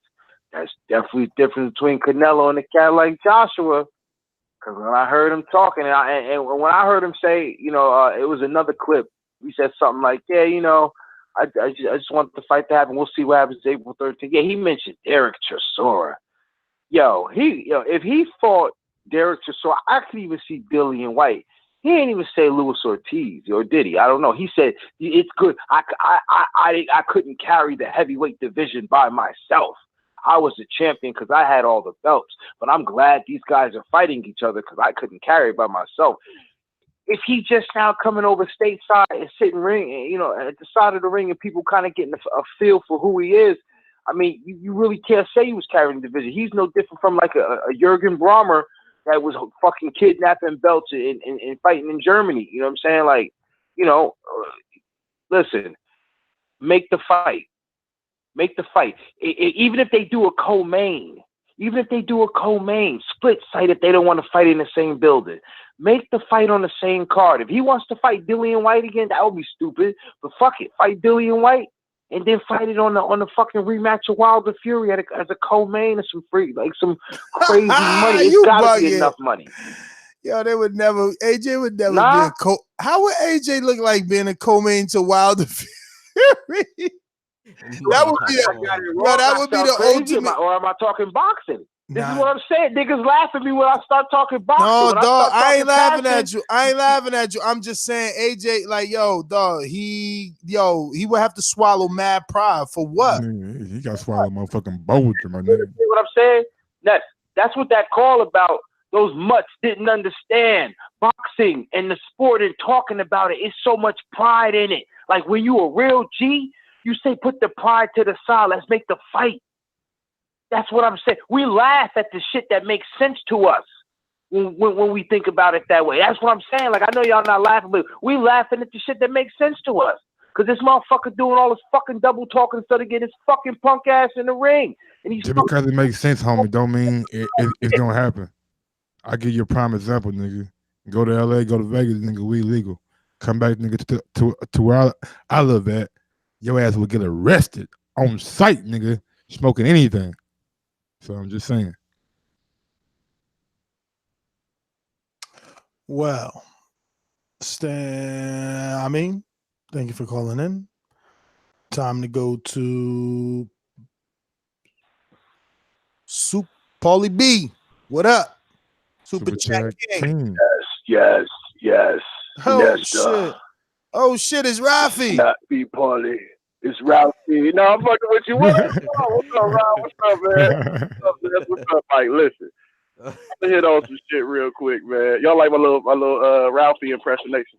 Hey, but look, AJ ain't shit like Canelo, Mike. I'm gonna tell you that right now. You want to know why? Why is that? Cause if AJ dropped them belts, he ain't no star no more. Canelo can drop any belt at any time and still sell out venues. Once AJ ain't got them belts, it's over for that boy. I mean, I don't know about that. I think him and Dylan White sold him and Dylan White sold out to 02 and won no fucking world title on the line. Period. I think he's talking about world level, not domestic. I mean, shit. Talk about the world, bro. We Okay. About a little city called the UK. The UK is a city to me. That ain't even no country. But look, let me get on before my time run out. Listen, am I the only one who's seen this shit? But I mean, the Canelo fight was a cool fight. But dude, come on now. Have y'all ever seen a motherfucker take liver shots and smile? Come on, bro. I mean, something ain't fishy with that. Like, to me, that shit seemed fishy. This motherfucker go down from liver shots. He don't grimace. He not even holding that side of his body. Go watch the fight over. The first knockdown, he goes to the ground, gets on one knee, don't even hold his kidney, and then he's looking at Canelo smiling. Second knockdown, he gets knocked down, he's smiling again. The third one, he's looking at his corner. I mean, come on, he's smiling the whole time. I've never seen nobody take kidney shots and smile. No, am I the only one who didn't see? I mean, come on, man. Did y'all see that? None of that seemed fishy to y'all at all. I definitely seen him smiling, but at the time, I didn't think about it. But now you making a damn conspiracy, and I'm high, so you the historian. You're the historian, Ryan. What's the stats on the motherfucker taking a kidney shot, going down, and then smiling instantly? All I do know is when people get hurt, they tend to smile to let you know I'm hurt. Yeah, you got me. That's the universal. Though, bro. Did he ever grimace, bro? Like, come on, man. Come on, bro. But anyway, the shit just seemed fishy to me, bro. The shit just seemed real fishy to me, man. It was a cool card. The Zone, they doing their thing as far as the production and the little narratives they be doing. Mike, you got to understand what Ness and them is saying. They saying that the Zone is forcing Ryan's popularity. Even though he's popular, they still throwing extras on it, bro. Everywhere he go, they do that though. They did it on Facebook. They did it on the Zone. It's not the fucking production. It's Ryan Garcia. If something happens everywhere you go, it's not a fucking coincidence. It's motherfucking cause of you, homie. I think that's partially true, but the other part of it is that, yes, they are crowbarring these things in there, bro. Like, when you listen to them, they don't even sound genuine, bro. Like, I don't know, maybe it's just me. I pick up on vibes and shit, so I'm sensitive to that shit. Just like AJ in that, for me wrap it up, just like AJ in that interview y'all did. That motherfucker nervous as hell, playing with the football and shit. That's a manipulator, bro. He nervous to come in over here and talk to the media. At least Eddie Hearn come over here and take shit on the chin. AJ, he ain't got no swag. He too nervous, bro. He ain't comfortable over here. He not. Yo, those were some trash ass questions too. Like, man, my nigga, I'm glad you said it because I ain't want to throw homie under the bus. I'm like, nigga. No, that's what I'm saying about these dudes, man. They get in front of this dude and they asking garbage. Nigga, you know you might see AJ. Come with it. Goddamn, come with it. You gotta be focused when you come there for events, baby. Straight garbage, bro. Nigga asking about his fucking favorite team. Nigga ain't watching no fucking football. Nigga play soccer coming up. Right. This is how I know that AJ and a lot of them UK guys is on some uppity, looking down at African Americans type shit. Come on, B. Pauly. Don't do it, B. Pauly. Don't do it, B. Pauly. Come on, man. Bro, this is 3 minutes. Clear it out. It's just a guy from Alabama, and they talk about the way Wilder talk. You know, they try to say he ain't intelligent and all that shit because they uppity over there. And when AJ made the statement talking about, my family didn't raise me to watch sports. You know, it was all about education. You know, education. It was the way he said it. Ain't nothing wrong with education, but it was the energy he put it. But you know, though, from experience. You know from you. Hold on, whoa. B. Paul, you got plenty of time, B. Paul. Hold on. You know from experience, if you deal with any kind of African or people that come over here from Africa, they are normally hardworking people and they push education on their children, right or wrong? Yeah, that's true. But also, in addition to that, they do look down on African Americans very often. very often. So there's nothing wrong with education. And we make fun of them too, and we make fun of them too. African booty scratchers, all that kind of shit, bro. Come on, man. We do it to each other, man. Come on, homie. What we saying here? Be Paulie, you gone? Oh, yeah, yo, it's time. My bad, homie. Hey, man, hold on real quick. We got a super chat from the legendary Kaz. He back. Shout out to my boy Kaz in the super chat. Yo, people had me believing you was gone, bro. Nah, he back. Go watch the video of Eric Kelly punking AJ. I seen that video, but I didn't watch it. Stop cooning, Mike. Damn, come on, huh? Bro. Cooning means you're reinforcing a negative stereotype on your people. Like, I'm not reinforcing that at all. Like, I'm not sitting here telling people to go, you know what I'm saying, rob a bank or nothing like that. You know what I'm saying? Do what is portrayed in the media that black people are associated with, robbing, killing, all that kind of shit. No, I'm not doing that. I'm not cooling at all. I'm saying don't try to say one side is bad when the other side does the exact same thing. We do it to each other. At the end of the day, we need to come together and stop calling people coons. Come together like brothers and have a civilized conversation, and maybe we can push that needle forward. Hey, Mike, you know what you're doing though? You're ducking my question from earlier about that Ryan Garcia, man. What's that? What question? You said about the StubHub. Oh yeah, they said now. I did find an article that said Ryan Garcia sold out the StubHub the night. Yeah, it did. If you go, I'm just saying, if you YouTube the fight and you look when they show the arena, it didn't look sold out. Well, I'm just saying, maybe sold out means the amount of tickets that are on sale. We all know how they do that kind of shit. Back to the callers. John Wolf, Louisiana, talk to me. Yeah, the Canelo fight it was a fight.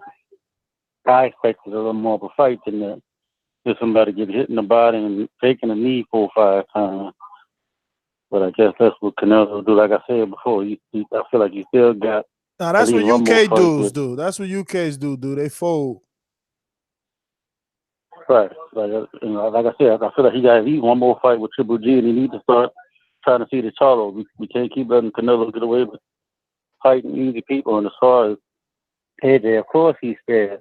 He's feeling the walls closing in on him. He feel like, oh God, there's a thriller video when the zombies was coming through the walls and the floor. He feel like it's caving in on him. He realizing what's about to happen because when Wilder and Fury fight this rematch and Wilder knocks the soul out of Fury again and he don't get up, ain't gonna be nobody to duck, ain't nobody else he's gonna be able to fight.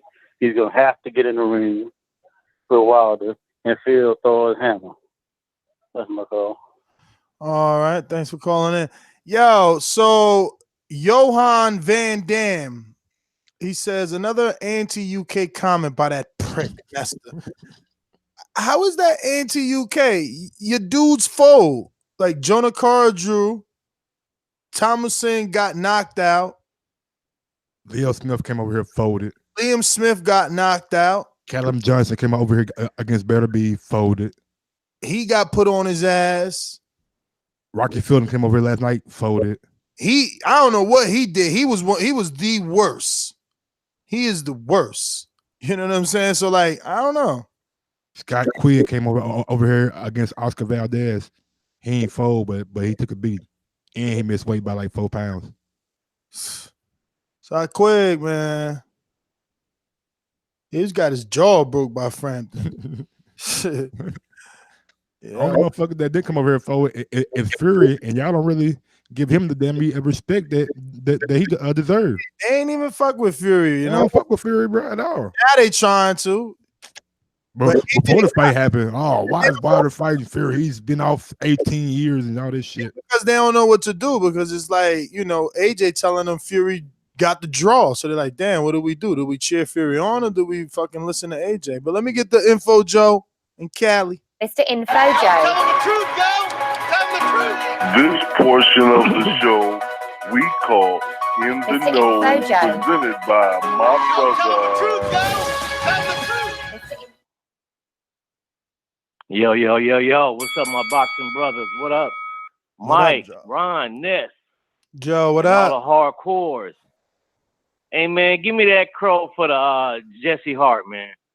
Damn. Yo, we did all pick Hart. Yo, we all did pick Hart. So that's I gotta step up, man. We gotta start making a list again, man.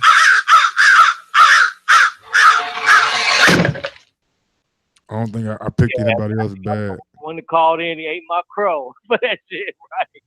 Hey, man, hey, Hart, man, he made some the mistakes that he made is so fucking elementary, man. The dude, he would throw all his power shots standing straight up. He would not sit down on none of his punches. He would go back in a straight line, knowing the guy has reach. He can't get out of the way. He would go in the back. He would go backwards with his hands down. He would not, and he would circle to the right. You know, when you fight in the southpaw, you circle to your left, and he would do this shit the whole fight. He could have made it a whole lot easier. Shout out to Gilberto Ramirez. He pulled this shit out. But I was disappointed in just the little simple things he could have did that could have made the fight a difference.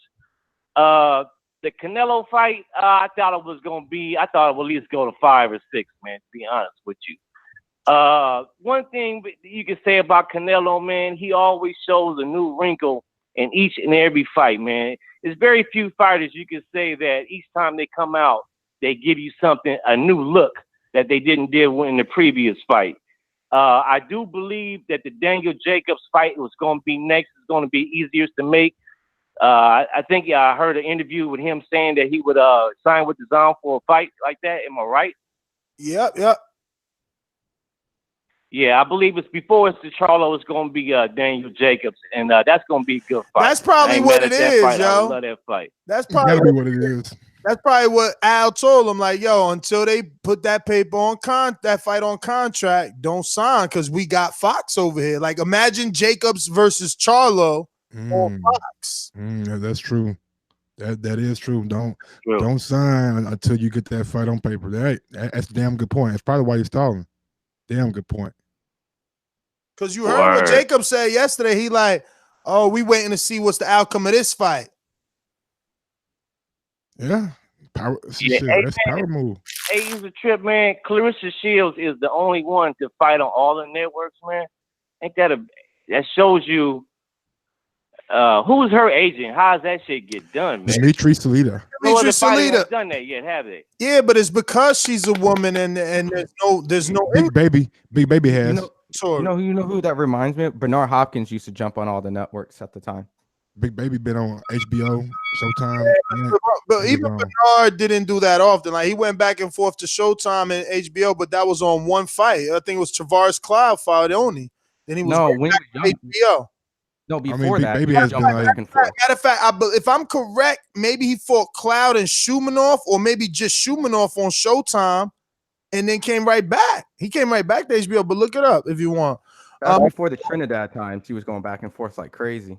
That's before. Oh, okay, that's different. I'll tell you something. Ron come with that goddamn heat for your ass. Now I'm right, motherfucker. I watched all Bernard's fights. Yeah, like, I'm right. I know. I was bored. You don't know. So he said, but Ron be acting like he Google shit, and then it's be like, I trust Ron's opinion. I don't think Ron just throw out bullshit. I admit when I'm wrong, though. I can admit when I'm wrong. He be getting caught, so that means I know when that's wrong because motherfuckers start smiling and shit. Like, yeah, I got me. I admit what I'm Yeah, wrong. I can see, look at him right there. Like, yeah. 518. It's probably Antonio in Albany with a new phone number, but 518-888, 518-888. Speaker. Yeah. Hello. Hello. What's going on, fellas? This is D Block Express.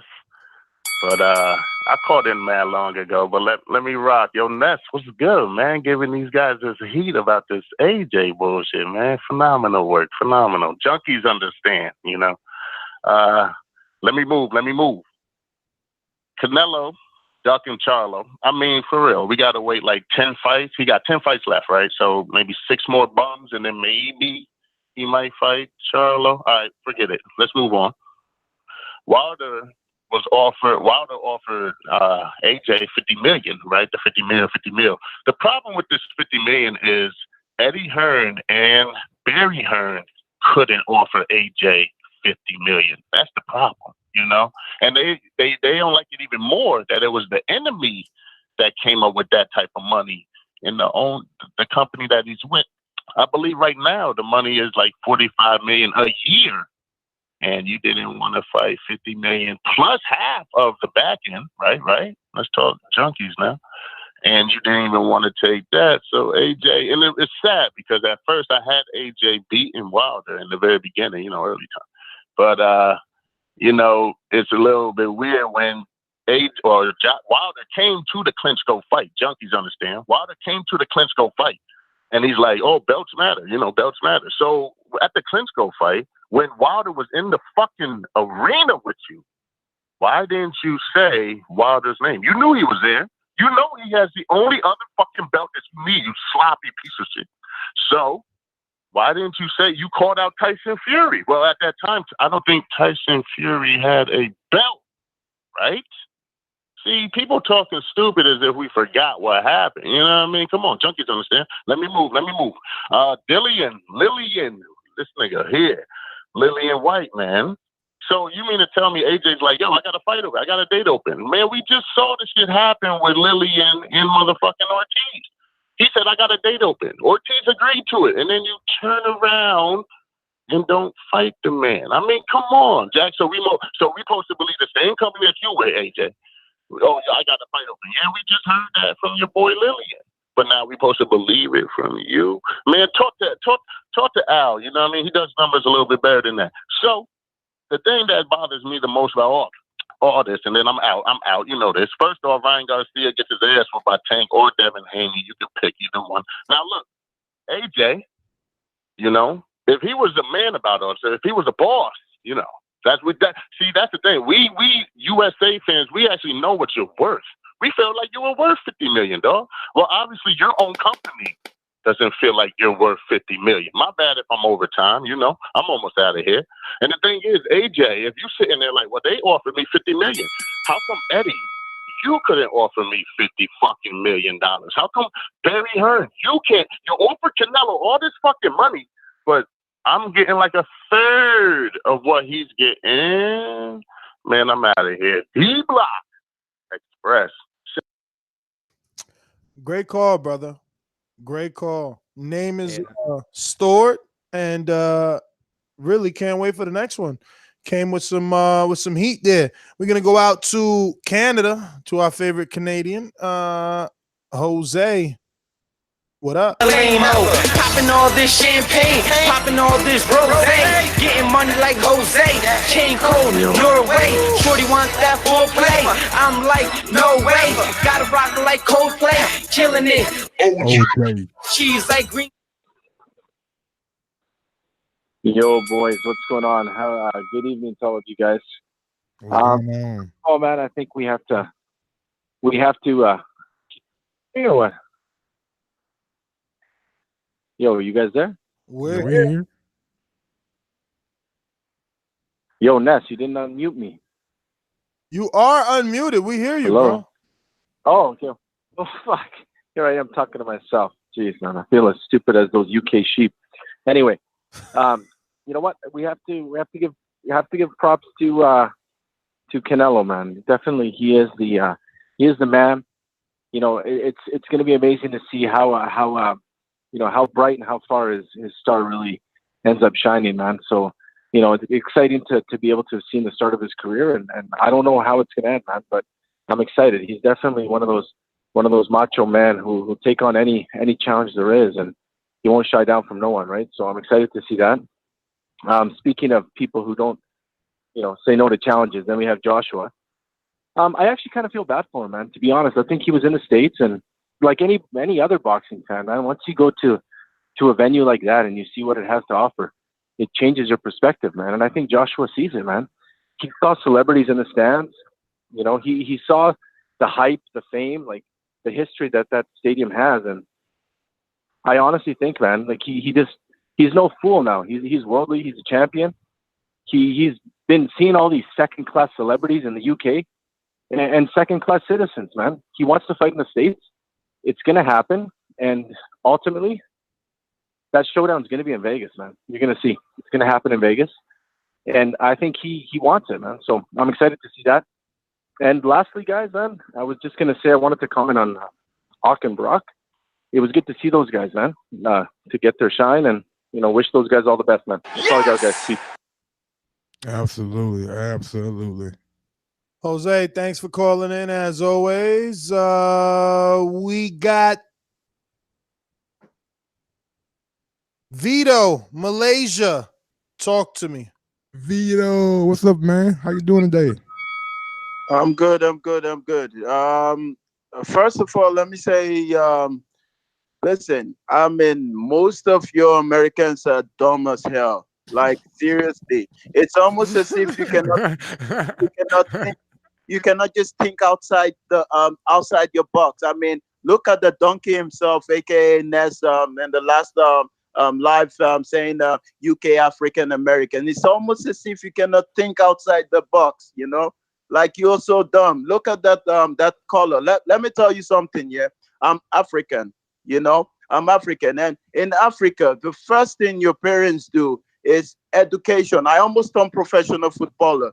So that's that stupid color saying something like you're not into sport. You don't even, if you are from African parents, you don't even get TV time. You're lucky if you get TV time. They're more into I told y'all that shit. No, so don't talk shit you don't know. Exactly. It's almost as if you can think outside the box. What's the point? You let them know, Vito. You let them know, Vito. So what's the point he's trying to make? That AJ doesn't respond the way we want because he's educated? No, people grow up different ways, Ness. We all don't grow up the same way, bro. So our personality may be a little bit different to AJ's. Mike, it is Vito's call. Because you talking, we can't hear him. Both y'all talking. Most Americans, Look, he didn't even hear you. He's still going. That's actually wrong. Most Americans sound tough until they get punched. Like I was that dude's name. I walked the earth like a god. That kind of nonsense. You're only tough with guns, nothing else. Man, fuck it, I'm out. Chill out, Vito. Chill out now. I don't know. You're doing Vito in his feelings. He said, fuck it, I'm out. He in his feelings. Yeah, we ain't only tough with guns, homie. I tell you that shit right now. We ain't fighting tigers and shit, but we ain't. Ask Gavin Reese when Adrian Broner beat the brakes off his ass. You know what I'm saying? It's plenty. Listen, this shit goes back. This is. And the sad part is the people that write bad reviews about this UK-US rivalry. Like, I don't see no Mexicans writing bad reviews about Mexican-Puerto Rico rivalry. Like, or Mexican-Black rivalry. Shit. Mexican-Black rivalry, right? Like, Floyd fought Mexicans on purpose to sell tickets and drive pay-per-view buys. Like, that's part of boxing. Dudes need to just tighten their skirts. And you guys got to realize, only reason it's a rivalry right now because there's two great champions out there, and we just want to see them fight.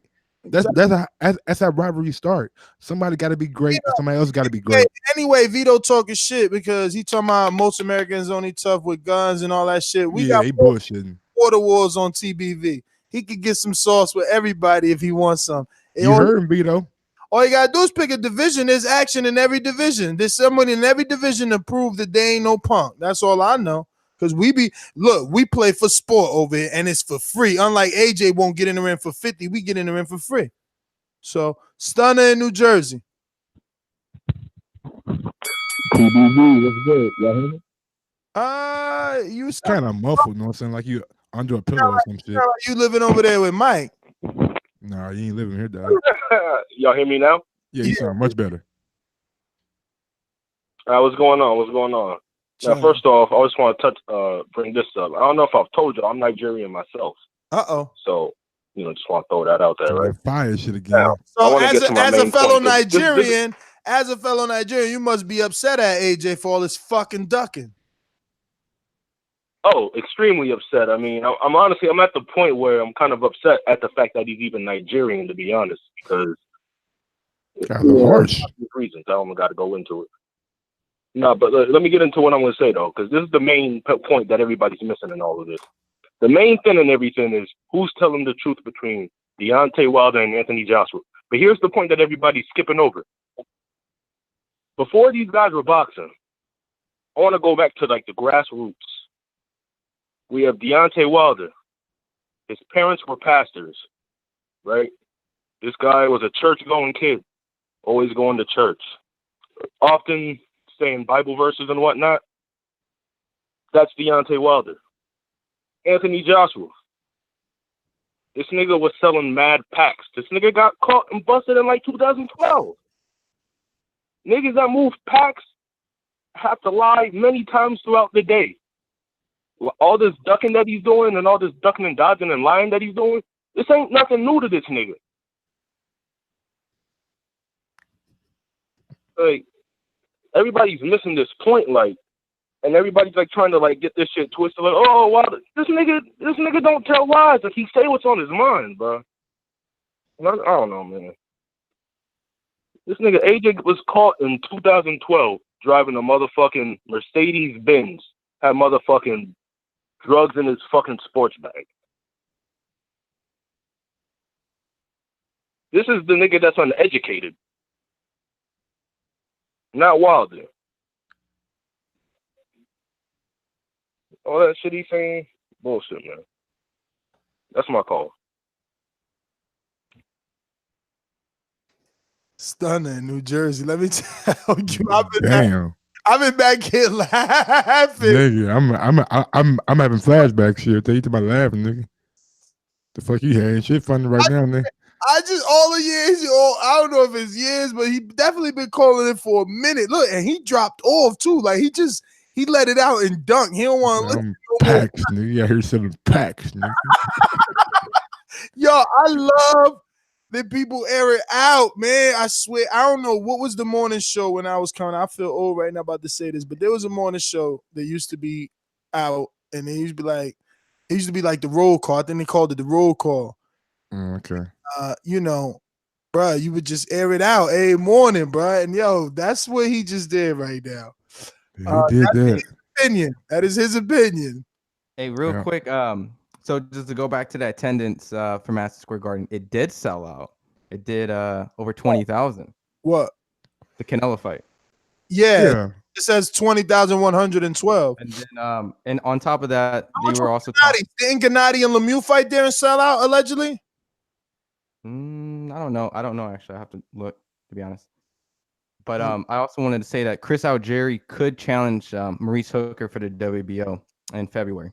Good for Algieri to fight at 140 again. That's when he was his best. I remember he spanked Ruslan. I mean, obviously, some people found Ruslan, seen Ruslan winning, but I thought that there was a right decision in Algieri. And I will say that I picked for Hooker. I picked Algieri to beat Khan. Not Khan, but I probably picked him to beat Khan too. Like I picked him to beat Pacquiao because I just thought Pacquiao was done back then. Nice touch up for Hooker. You know what I'm saying? Keep him busy. Yeah, I mean, that's you with your, your I don't know. You always like Hooker. I think it's because he's trains with your. No, I just like his dimensions to be really with. I mean, got like a 6'9". He is tall long. He is tall long. That is definitely true. And then if he catch you at the end of his punch, it proven against Salcedo that it's powerful. Let me get to Rod actually Tibbs. I'm sorry, man. You've been there for a while. Go for it. See, that's what you need to do. He was I think you asked me off air what is Boomerang and Ringer. You need to go to patreon.com. Also, that Lemieux fight sold out. That's what Dan Rayfield said. Golovkin and Lemieux. Yeah, Golovkin and Lemieux. That's what I said. Tibbs, you there? Skype? Tibbs. Yeah, I'm here. Can you hear me? We hear you, brother. What's going on? Sorry, my Skype is moving a bit mad. Can you hear me clearly? I mean, yeah. Good enough. Okay, cool. Flipping out. Where do I start? Some of these American callers are very butthurt, man. All the AJ hate, but I didn't come here for that. Anyways, Nesta, I have to agree with you. I'm not gonna lie. Yeah, AJ has got his back on the wall, so public perception and all of that. Hence why he's doing a lot of this, the press and coming to America and blah blah blah blah blah. I totally understand all of that, yeah. But at the same time, I have to agree with. You had an American caller. I think his name was Troy. Yeah, he has a date. You know what I'm saying? He has a date and he has the venue, etc. I totally get that. That's not the way super fights are made. You know what I'm saying? Because I think Mike said this a lot. I'm glad that I'm glad I didn't have to cut you off. Go ahead. Yeah, I know you was going to as well. But no, I do get that's not the way super fights are made. But, you know, things change. You know what I'm saying? Like, we've seen Floyd do this A-side tactics for the longest. Like, why is it different when I would say when AJ flexes muscles? No pun intended. Well, because not even Floyd flexed his muscles this hard. That's the point. AJ would be setting the precedent by doing this. And I don't think Wilder should succumb because this would be unheard of. And then it could become the new normal. And it shouldn't. AJ ain't Floyd, though. But Floyd did normally fight in Vegas. So it don't matter that he normally fought there. He still allowed every venue to give their best offer to the fight, bro. Absolutely. All right. That's not what AJ's doing. AJ's saying we fighting in Wembley or we ain't fighting. Absolutely. Okay, but listen, but listen to this though. Like, Deontay is a prideful man. I totally understand that, yeah. He just got the bag to fight Fury. You know what I'm saying? Why not just swallow the pride? Just come to the UK. If he thinks he's gonna knock him out, because he did that already. Become the A side. Because he did that already. Listen, because he did that already, and he took the 15 million and they played games with him. And then AJ came out publicly acting like the 50 million was fake. Now he comes out and acts like it's real. It's like you're making Deontay look like this liar, you know, making him look bad in the media when AJ could have just simply said, look, he offered me 50. We weren't ready. That's it. Don't lie and deflect and shift blame, because that's what Eddie Hearns did. Oh, he didn't really want the fight. He got to raise his profile. Think of all the shit Eddie did in the media that Wilder took personally. He took it personally. I guess so. Man, he still ain't saying he want to fight AJ. He'd rather do the rematch. You know what I'm saying? He took it personally, bro. We right there with you, brother. We all hope the fight happens. I want the AJ fight bad. Absolutely. We all want but I also want the Fury fight because my champ wants to win definitively, no doubt. And I'm gonna ride out with him. I think the Fury sorry, my time's gonna cut out. Let me just quickly throw this. I think the Fury fight is always there though. You know what I'm saying? Because I don't think Fury's going anywhere. You know what I'm saying? But hey. No, listen. Listen, I agree, man. I agree.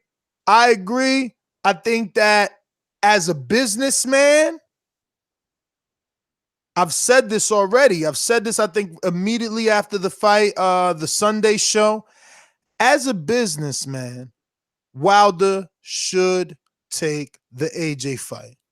Because you come back to that Fury fight with all the fucking marbles. But you know that if he takes the AJ fight, guys, everyone listening, if he takes the AJ fight, it's going to tie him up. You know, he's going to beat AJ and it's a rematch because AJ's got a rematch clause. He's the one with all the hardware. And Wilder has a rematch. That was the issue in the first contract. Oh, only a one-way rematch. Okay, fine. We'll give you a two-way rematch. So they're going to be tied up. You know what I'm saying? So we're going to get a trilogy out of this unless AJ goes in there and does what the UK listeners believe and flattens Wilder. We'll still get it because Wilder got a rematch clause. This is what I'm saying. They're going to The only way we won't get 3 fights if one guy wins back-to-back. If Wilder goes in there and beats AJ twice. Or AJ goes and loses twice, you know? Yeah, so that's the only way it goes. But again, as a fan of boxing, as a fan of Wilder, yeah, you go in there, you take AJ on for all them belts and gain the leverage. But again, as a Wilder fan, I know that he wants and he doesn't like the public perception. Unlike AJ, that bothers him. That's why he fought Luis Ortiz, and that's why he fought Fury, because he wanted to prove that he's the best. So because the fight didn't end how he wanted it to end, he's going out to look for that ending. And I don't get how people don't ride behind that. That's why I just hope they make that rematch as soon as possible to capitalize on it. But again, I'm still saying, I wouldn't mind that AJ fight. Like, give it to me. Yeah, I'm thinking. Either way, Fury, AJ, I'm good. I'm thinking the way Wilder has been talking, the way Frank Warren said that they're possibly looking at going on the same day. Now, if they're looking at going on the same day, it's only one way that they will work. If that fight happens over here in America and AJ fights in England, and then after that, both sides should be open to make a fight in the summertime. Warren be saying, man. Warren is no different than Eddie and no different than Bob and no different than Oscar. I'm not just going off what Warren said. Wilder said the same thing on that Fox show, that we're possibly looking at the date April 13th for the rematch. I'm not just going off what Warren said. Wilder and Warren said it, homie. I'm using both of them. All right. Rod, North Carolina, talk to me. Hey, what's going on, fellas? In my opinion, you know, I feel like this was pretty uneventful for undisputed heavyweight champion like Anthony Joshua visiting the United States. It was kind of uneventful. He looked extremely uncomfortable. He looked extremely. He didn't show any confidence in his visit. Nobody asked him real questions. He just seemed like a fish out of water, man. And for him to be the unified heavyweight champion of the world, you would think it would be more of a big splash, him coming to the United States and making an appearance. So, I mean, who has the star power, really? You know what I'm saying? Who has the star power? Who has the charisma? Who can make the sales? You know what I'm saying? Especially in the United States. It may not be AJ. I just feel like, you know, he was very uncomfortable. And the Vitos of the world and the UK fans, this is not personal. This is business. It's not personal. We like AJ. We don't have no ill will toward AJ. We're just tired of the bullshit. And it's about business. Let's get the business of fighting going. Our guy in the United States, Deontay Wilder, wants to fight. Let's fight. Quit giving these bullshit interviews, beating around the damn bush, not giving the facts. Let's just fight, man. That's my call.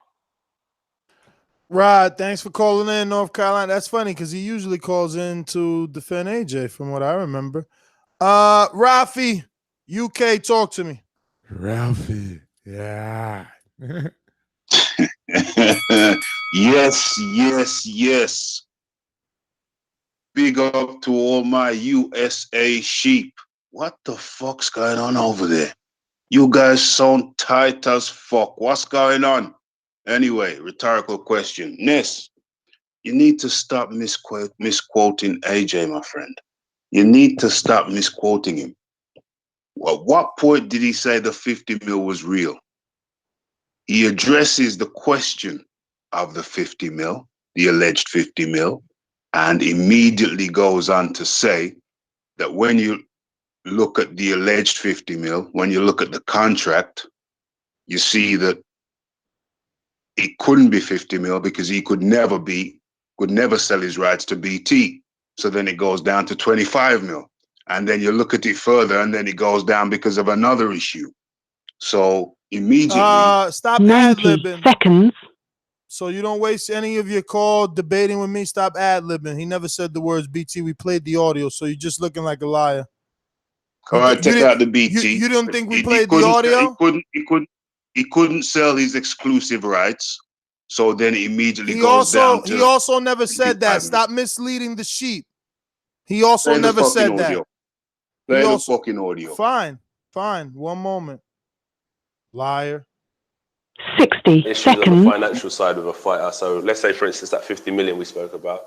Listen, it's a hell of a lot of money, and it was an honor to even have that number thrown at me. Let's stop it right there, Rafi. I don't know. Don't stop it. Stop it where he talks about. I'll mute you. Thank you. If the money's not real, why is he saying that it's an honor? Why is it an honor to receive an offer if that's not real? Why is it an honor? Let's continue with the tape. But then when you dissected it and what it was just kind of like a rights fee. We own you for this amount of money. But the issue that I had is I've got long-standing contracts in places with certain partnerships. So you may put that money forward and think you can own me 100%, but you may only own 50%. So that makes their 50 worth 25. So when you start getting into the intricacies We'll stop it there. We heard no BT. We heard no television rights. We heard none of that shit. All right? Please don't let me do this to your call again, Rafi. I actually had fun listening to you, but it's even better spanking you. He said when you look at the contract, it goes down to 25 mil because they can't have an exclusive. He never used the word contract, man. Stop adding shit. He said offer, but bro, you know what he means. He said 50 million. No. A contract means it's paper or But he said he meant to say offer. My bad. No. You can't give him no kind of leeway. There is no leeway because the sheep, you got to see what they type and you know that you see it. Oh, sign the contract. Fucking contract.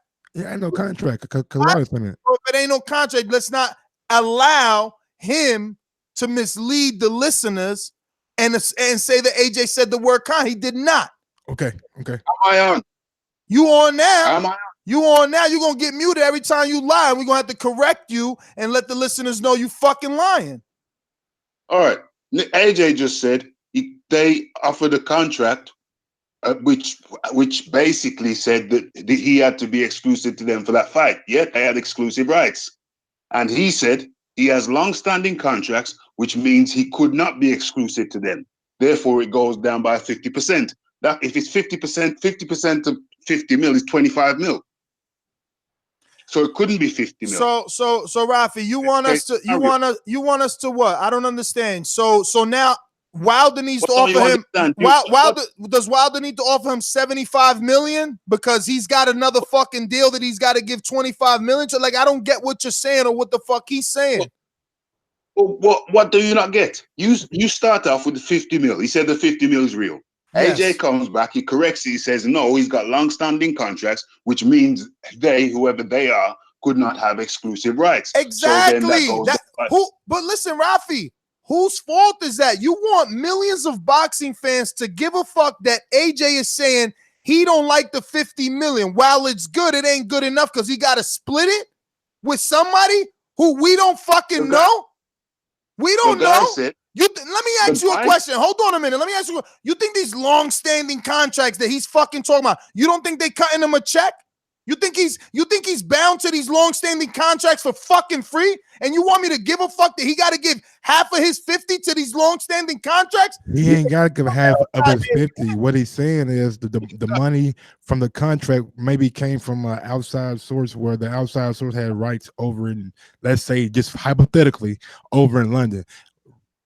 AJ has. I'm not gonna hypothetically say that. Okay, well, shit, fuck it then. I won't elaborate. I spoke to Steven Espinoza. The video is on our YouTube channel. Unlike Rafi with no fucking facts, trying to insinuate shit the minute he got on here, Espinoza said Frank Warren lied. The money was coming from Showtime. They tried over and over to prove it. If Eddie, Barry, AJ want to say that's not true, contact Steven fucking Espinoza, who runs Showtime Sport, who has done Mayweather McGregor, Mayweather Pacquiao, countless fucking pay-per-view, okay? The billions of dollars millions, that he has made on pay-per-view alone. Not billions, you're right, you probably billions.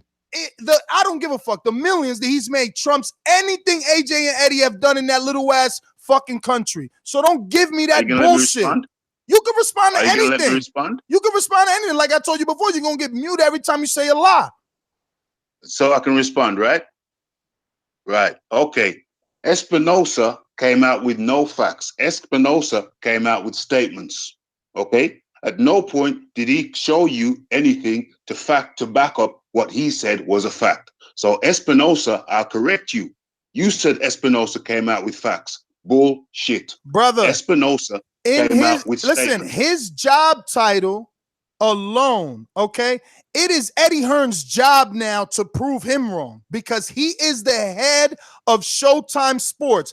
He is single-handedly saying that he was behind the $50 million offer to make the fight on Showtime. I'm about to mute you for good. No. I'm going to mute you for good, okay?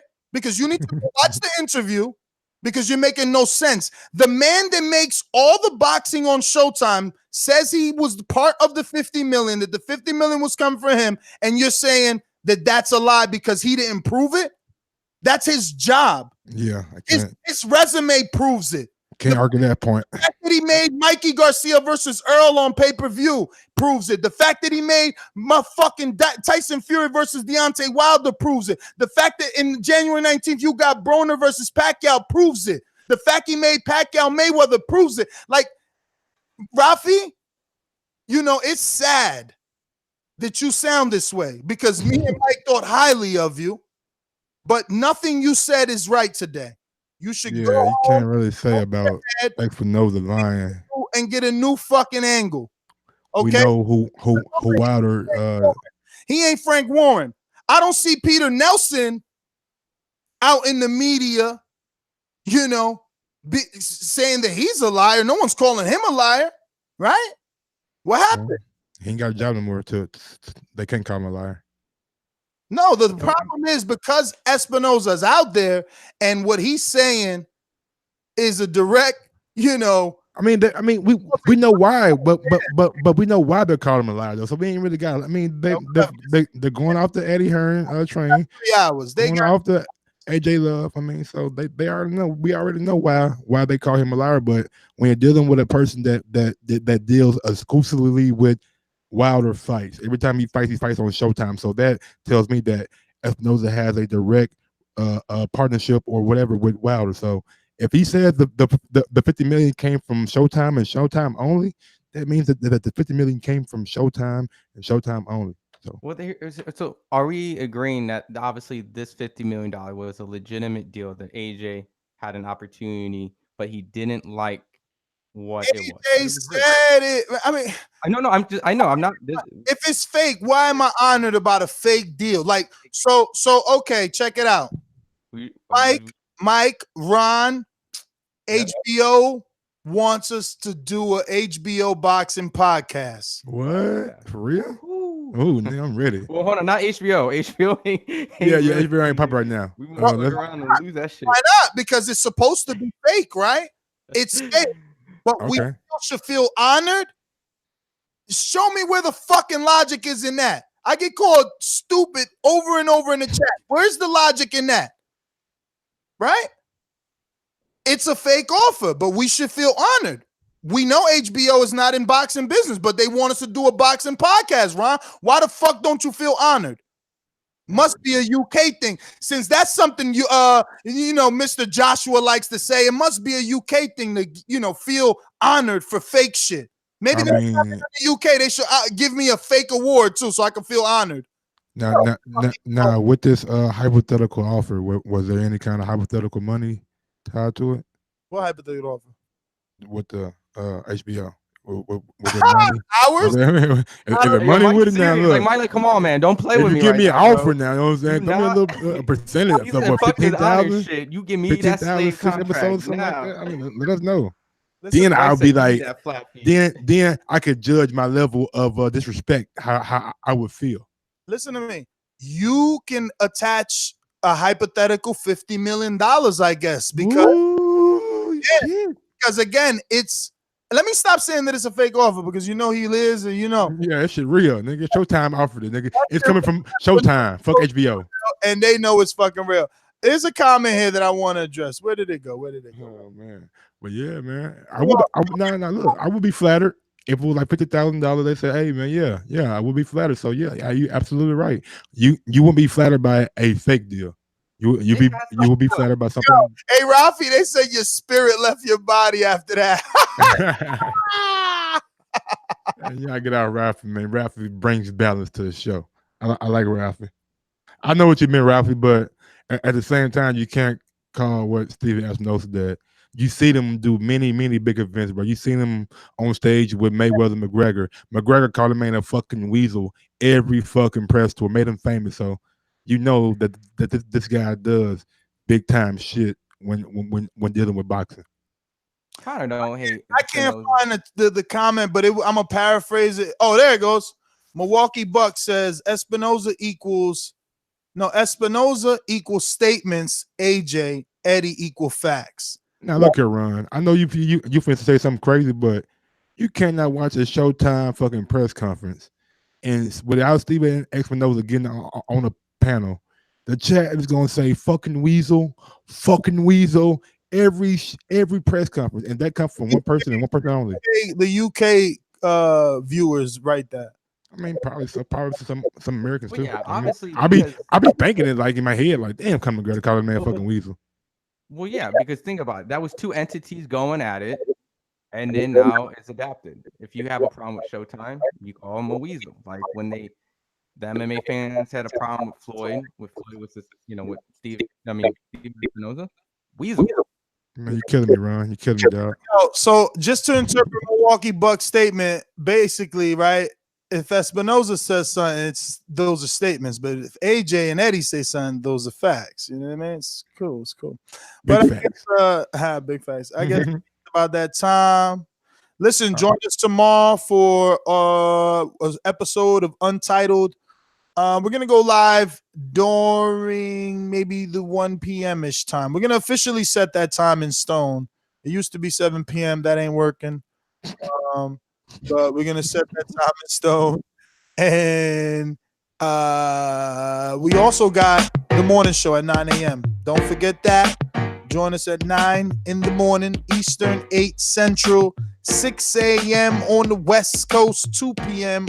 on the UK, in the UK. Yeah. 8 p.m. Central and Mountain Time. Don't nobody give a fuck about. Why? Why you don't care about Mountain Time? Ain't nobody living no fucking Mountain Time, but they're like Wyoming and shit, bro. I'm not care about that shit. Mountain Time, also Canada. All right, Canada Yeah, got like many time zones. Mountain Time is what, 2 hours behind, right? I don't know, bro. I really don't give a damn. You sound like a real big hater, B. Yeah, I used to hate. I didn't fucking know who lives in the mountains, bro. People who live in the mountain ain't worried about clocks right now. Nice, not nice, bro. You're such a hater. They ain't worried about clocks, bro. They don't care about clocks. They live in the mountains. Shit, time is like they tell time by like daylight.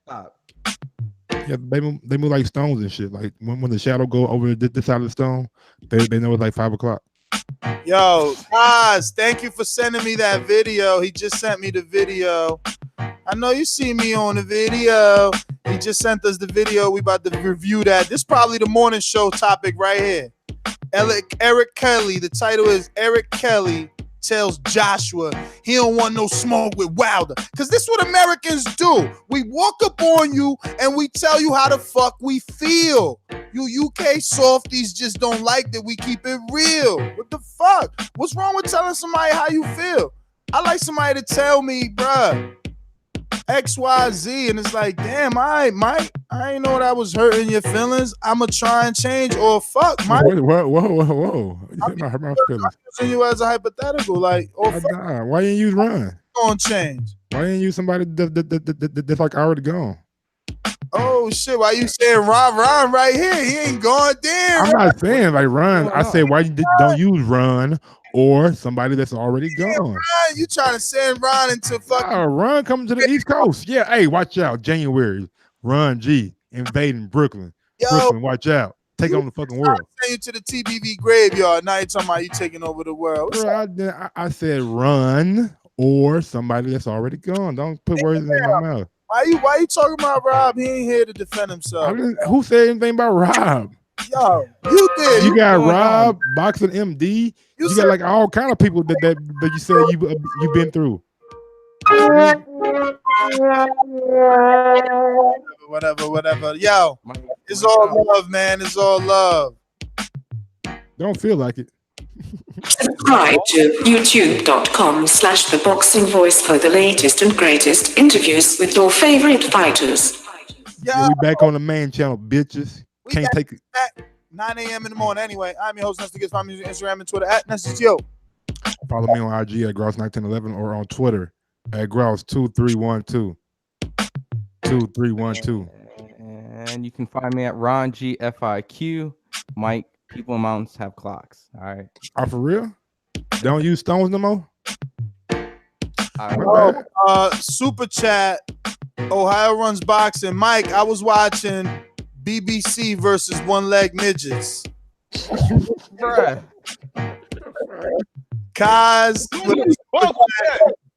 Kaz with a super chat says, go watch the video of Eric Kelly punking AJ.